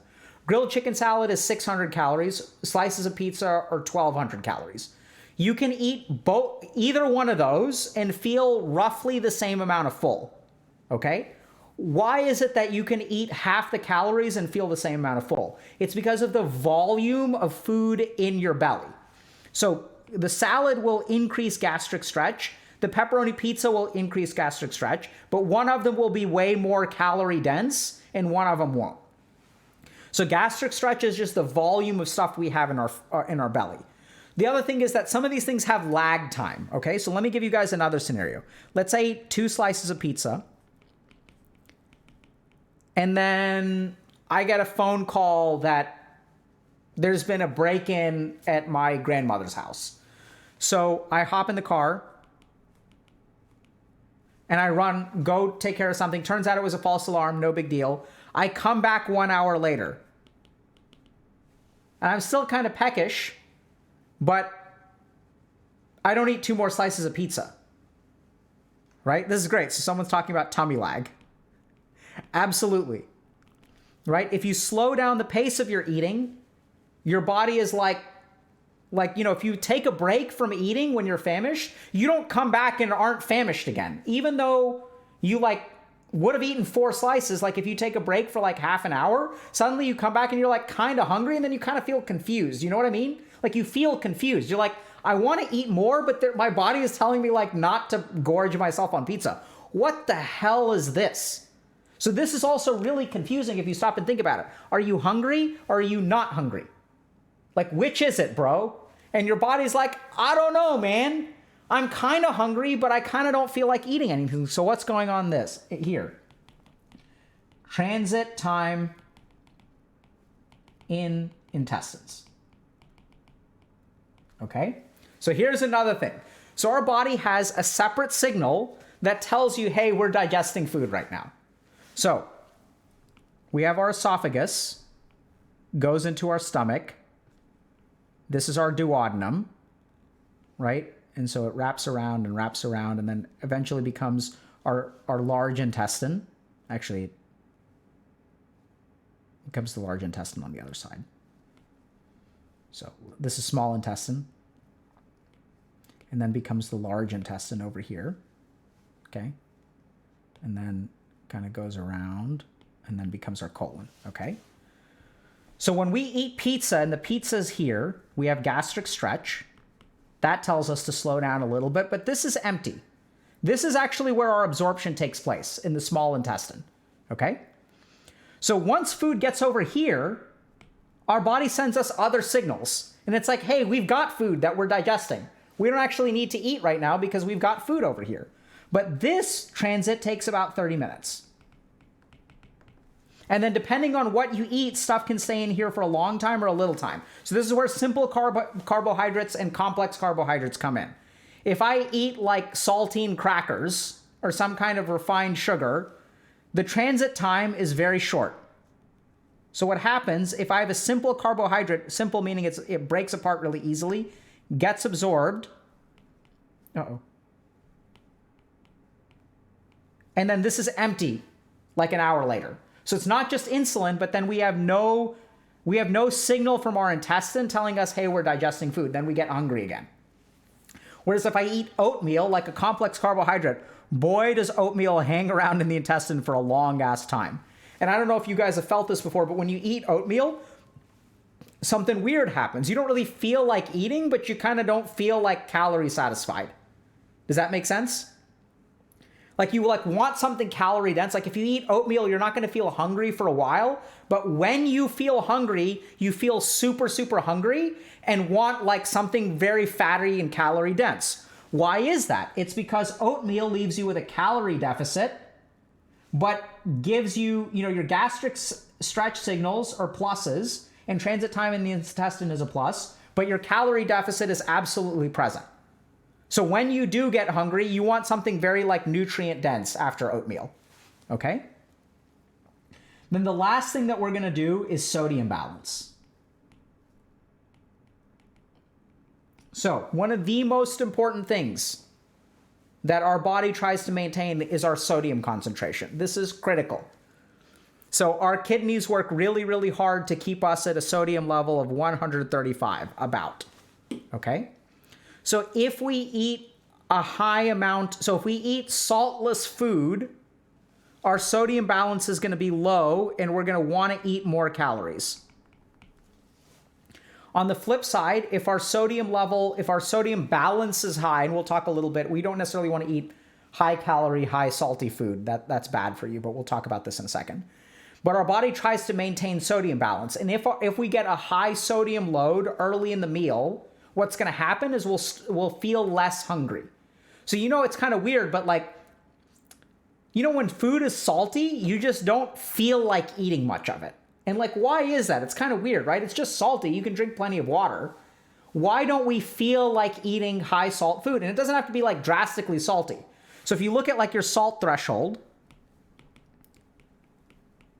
let's say like, this is the range that we want to be in. But if you even go like 10% or 20% above the healthy salt threshold, your body's like, I really don't like this. If you go 10 to 20% below the salt threshold, our body's like, I really don't like this at all, right? It's kind of interesting because our body is very sensitive to sodium balance. And if we go too high on the salt, your body will tell you, you better stop eating. And why will you stop eating? Because if there's food with normal amounts of salt, but we already started and ate some of this stuff over here, our body won't let us eat this stuff in the middle. Okay? So, how do we use all of this information? Okay, so here's what we're going to do if we want to eat healthy as gamers. We are going to take advantage of gastric stretch. We're going to take advantage of transit time in the intestine. We're going to take advantage of sodium balance. So here's our things. Number 1, miso soup or broth, ideally with tofu. Like silken tofu works great here. So this is OP technique number 1 for being a gamer. So miso soup or broth, there have been numerous studies that show if you have a cup of some kind of salty broth, salty soup, or something like miso soup, at the beginning of your meal, you will make healthier meal choices for the rest of the meal. Because what happens is we're going to trigger our sodium balance. And we're going to go too heavy on the sodium side. So therefore, your body is just going to want to stop eating. It's like magical how this works. It feels like magic. You're just going to eat like 20 to 30% less. It's just going to be like automatic. So I want you guys to try this, okay? So I'm just using the example of pizza. So like, let's say you got a pepperoni pizza and you can pound 4 slices. And I may be underestimating here. Maybe y'all can pound 5. Maybe y'all can pound 6. Maybe you can do the whole shebang, Have a bowl of miso soup with tofu. I like the tofu because it's easy to digest, gives you simple protein, low calories, so it's like healthy for you. Also remember, I'm sure that all y'all are Japanophiles, so you guys don't need to know this. Don't need to be reminded of this. But remember, you don't want to boil miso soup, right? So miso soup has a lot of probiotics that are actually really good for you as well. You want to boil the water, then you add the miso, then I probably add a criminal amount of tofu for if I was like actually talking to a Japanese person. But I like it because, and then see how much less pizza you eat. Even though the miso soup is only like 100 to 200 calories, you will eat like half of the pizza because your sodium balance has been engaged. Number 2, we want to eat foods that take advantage of gastric stretch and transit time through the intestines. So for breakfast, let me tell you something. Oatmeal with berries, OP number food number 2. This is delicious. So make yourself some oatmeal. Put some berries on there. Berries are like awesome. You can also use nuts if you want to. This is bad Ayurvedically, but we'll table that for now. So I think like pecans and walnuts, particularly OP, IMO, because they taste so damn good. Here's the other thing. Get yourself some raw maple syrup. Okay? And like you can be liberal. Okay? Because like maple syrup isn't like, even though it's calorie dense and it's very sweet, like you're not getting anywhere near the calories of like an Oreo. So like 1 tablespoon of maple syrup is as many calories as 1 Oreo. And if you like eat a package of Oreos, that's like 6 tablespoons of maple syrup. It's insane how sweet maple syrup is and how much like you can like go to town on the maple syrup. It's like not going to make that much of a difference from a calorie perspective.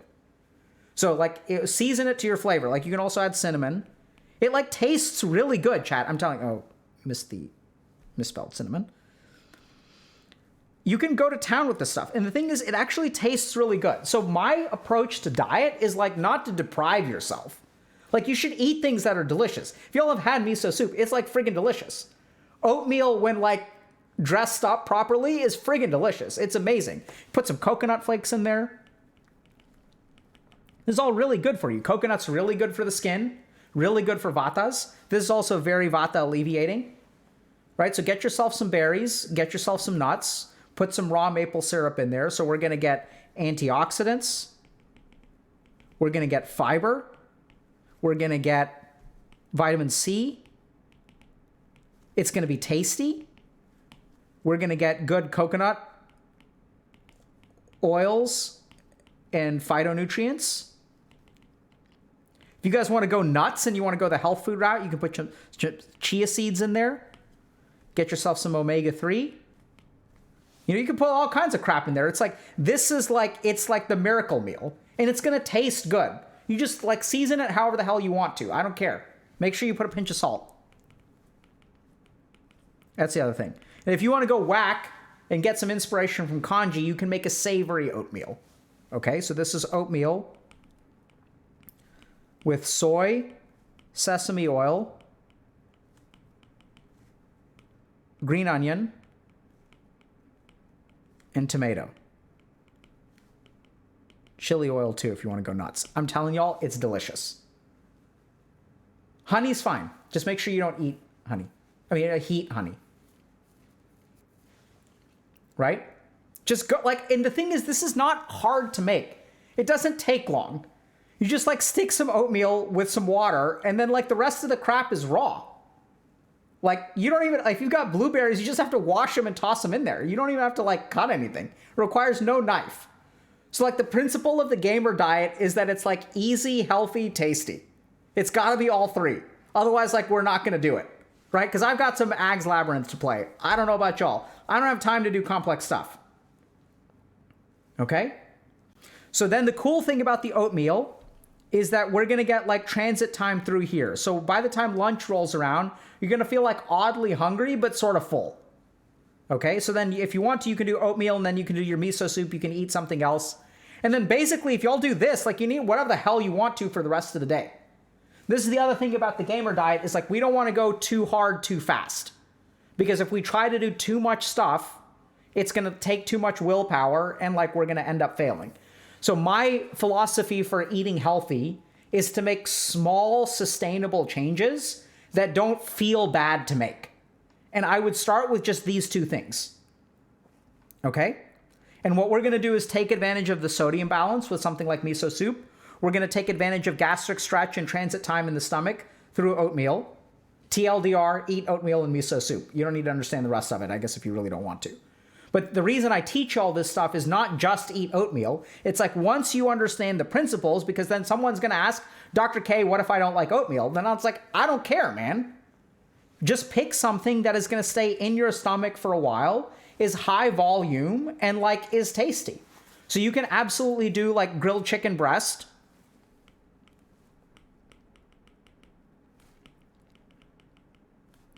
Or marinated tofu with a spinach salad. Right? Like you can do that. Go for it. If you don't like oatmeal, then don't eat oatmeal. You can, some people are saying it's basically congee at that point. Go for congee. Who cares? Right? The only thing about congee is that it's made from white rice, so that it's going to have a higher glycemic index. So you got to watch out for that.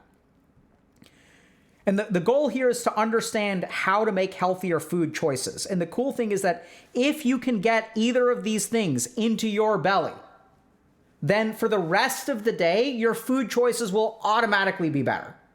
This is the cool thing. We're going to leverage our body's like physiologic mechanisms to make us want to eat less and healthier food. That is the crux of like being a healthy gamer and like adopting the gamer diet. It's using physiology to drive your body to want like different stuff. And so it's not even tricking. It's like these are the systems of our body. And the pizza example is really good. If you guys pay attention to your own hunger signals, you'll begin to see that there are like times where you kind of feel full and like don't want to eat, but you're kind of hungry. And it's like, what the hell is going on there? The reason that you get these conflicting signals is because you actually have multiple things going on that are driving you to want to eat particular stuff. Okay? So just to summarize, and there's a lot more to this. We didn't even talk about leptin and ghrelin because there's all kinds of signals there. There's all kinds of stuff we didn't talk about. Like, so this is the other cool thing is that oatmeal and fiber are actually really good because they absorb bile acids, right? So I don't know if you guys know this. Last thing I'll tell you about oatmeal. So our gallbladder stores bile acids. And bile acids are kind of surfactant. So what that means is that they help us absorb kind of fatty food. But what happens with oatmeal is the bile acids get trapped in our oatmeal, and then they get secreted. So normally bile acids, what they do is they go and they bind fat and then get absorbed.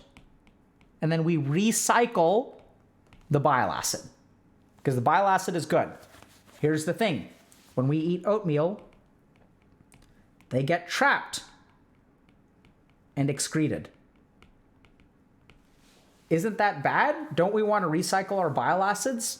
No, chat. We want to get rid of our bile acids, even though our body wants to normally recycle them. And why is that? Who knows what bile acids are made from? Y'all know? Very good. Cholesterol.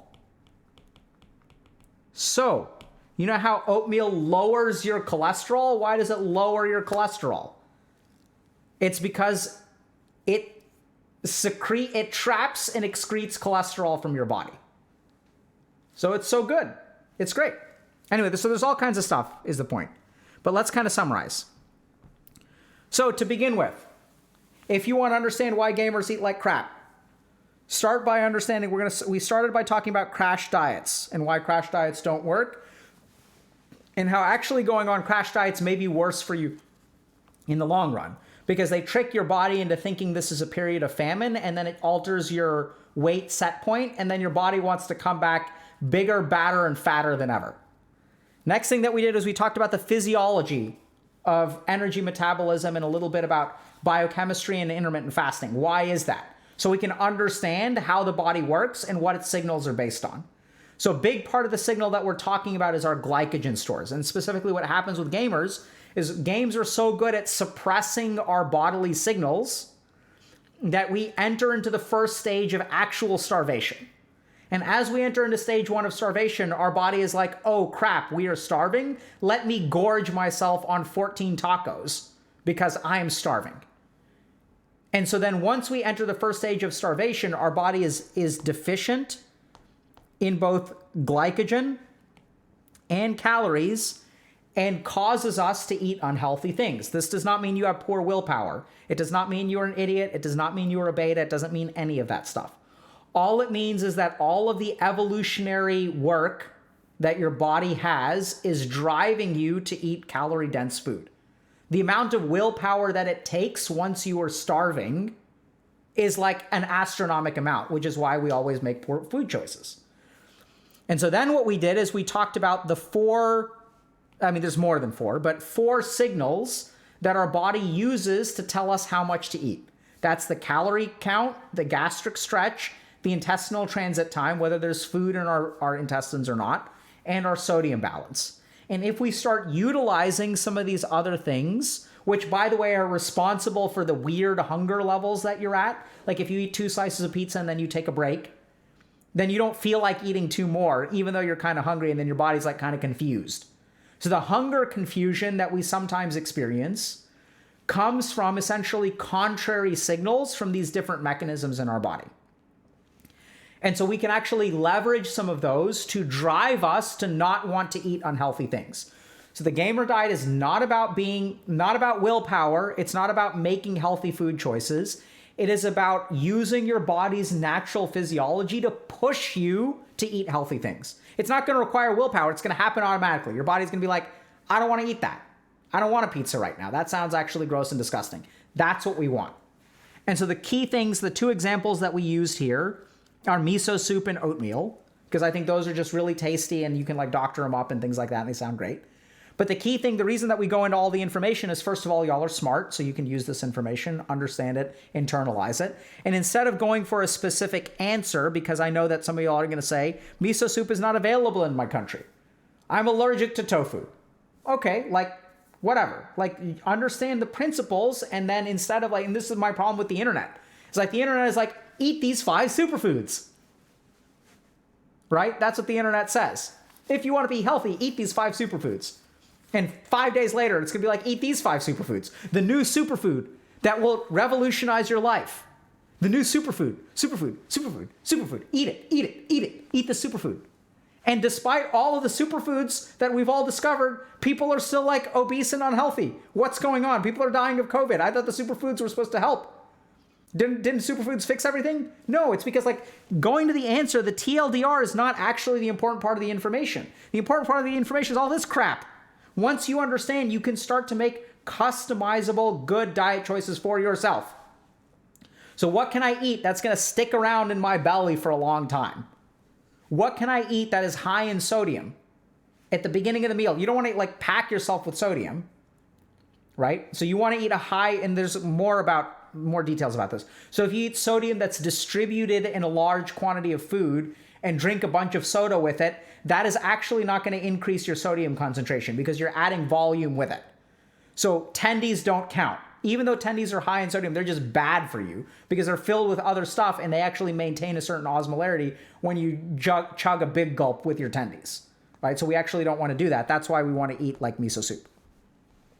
Okay? No tendies. Well, it's not no tendies. It's just like not tendies every day, right? So this is what I'm saying is eat oatmeal in the morning, and then if you want to have tendies in the afternoon, go for tendies in the afternoon. The cool thing about the oatmeal is you're going to eat like 1 to 2 less tendies than you otherwise would have. And so now what you're doing is, since you're getting a larger portion of your calories from oatmeal, you're getting all of this stuff and you're eating 2 less tendies, which is going to do drastic things for your health because all the cholesterol from the tendies is going to get out in the bile acid. Right? Does that make sense? No, I'm not saying no tendies, and I'm not even saying limit your tendies.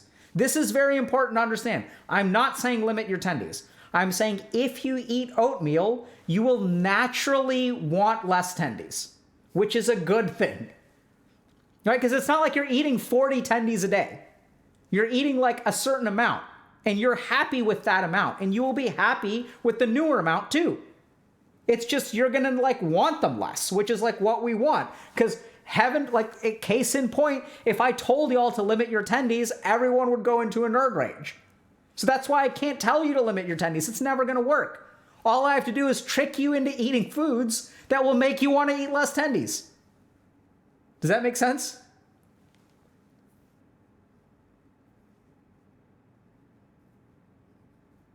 Got it? Okay. Okay. So we're going to give you guys a different kind of meditation today. All right? So what I want y'all to do for your meditation today, it's going to be different. We can't do it right now, but it's the appropriate meditation. Food meditation.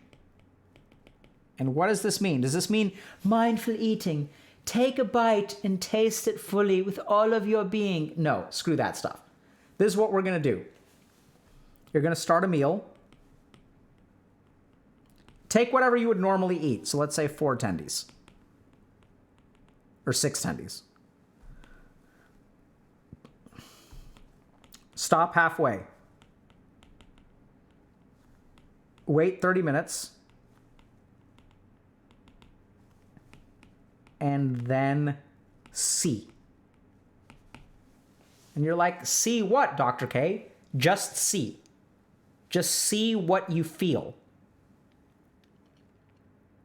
Right? Just see how you feel. Like, notice these different conflicting, like, whatever. Like, you're going to feel hungry. You're going to not want to eat them. You're going to want to eat them. It's going to feel weird. Okay? So that's experiment number 1. Understand yourselves, chat. Experiment number 2. Take a meal. Whatever you would eat normally. Okay? Have a cup of broth or miso soup before it, like as the first part of your meal. And then see what you feel like eating afterward.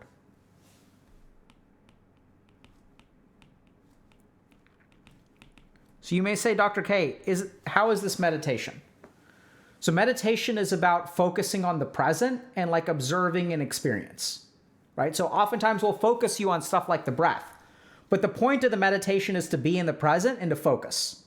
And so like you can use your body, and it has the added benefit of you will learn about your system of hunger. This is how the yogis came up with like the yogic diet, right? So you have the sattvic diet, you have like all these monks in these ashrams that are eating this very restricted diet. How the hell did they come up with that? They came up with that by doing this.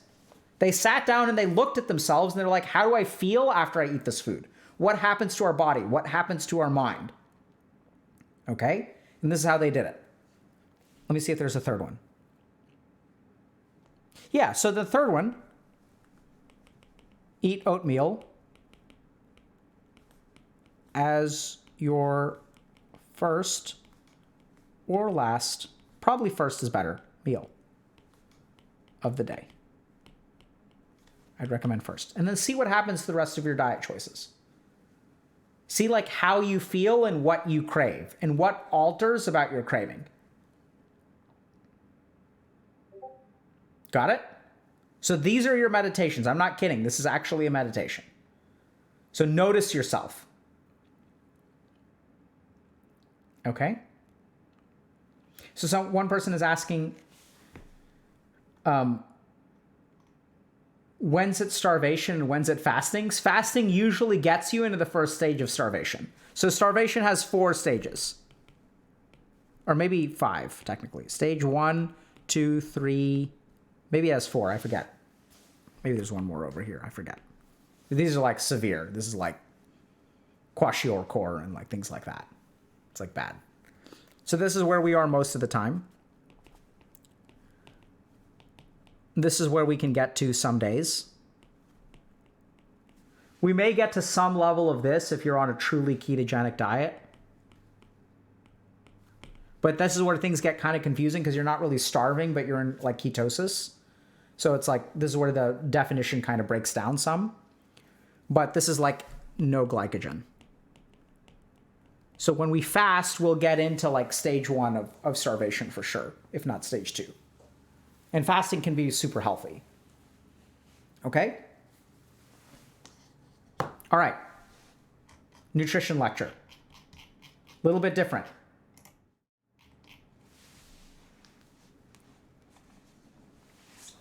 What about salt addicts? So that's a good question.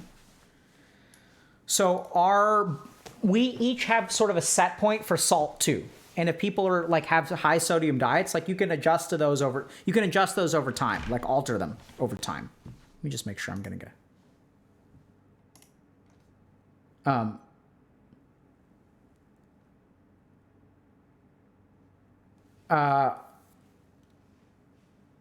Yeah, so we have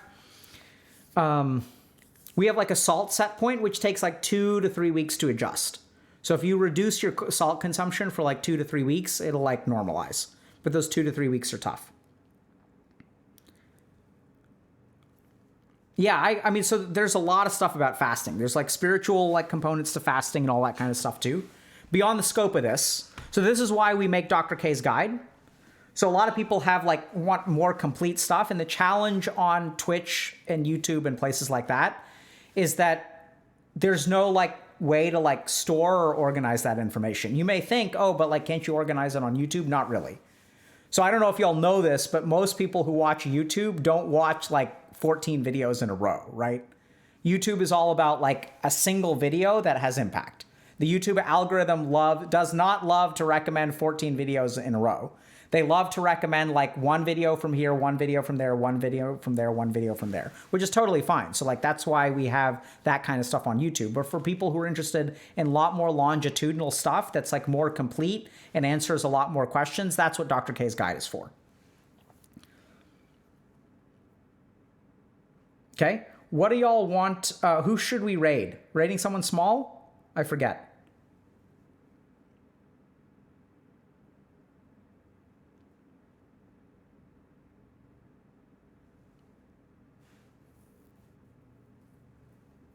Oh, we're gonna raid Kanat. Or not? I don't know what his name. What's the right name?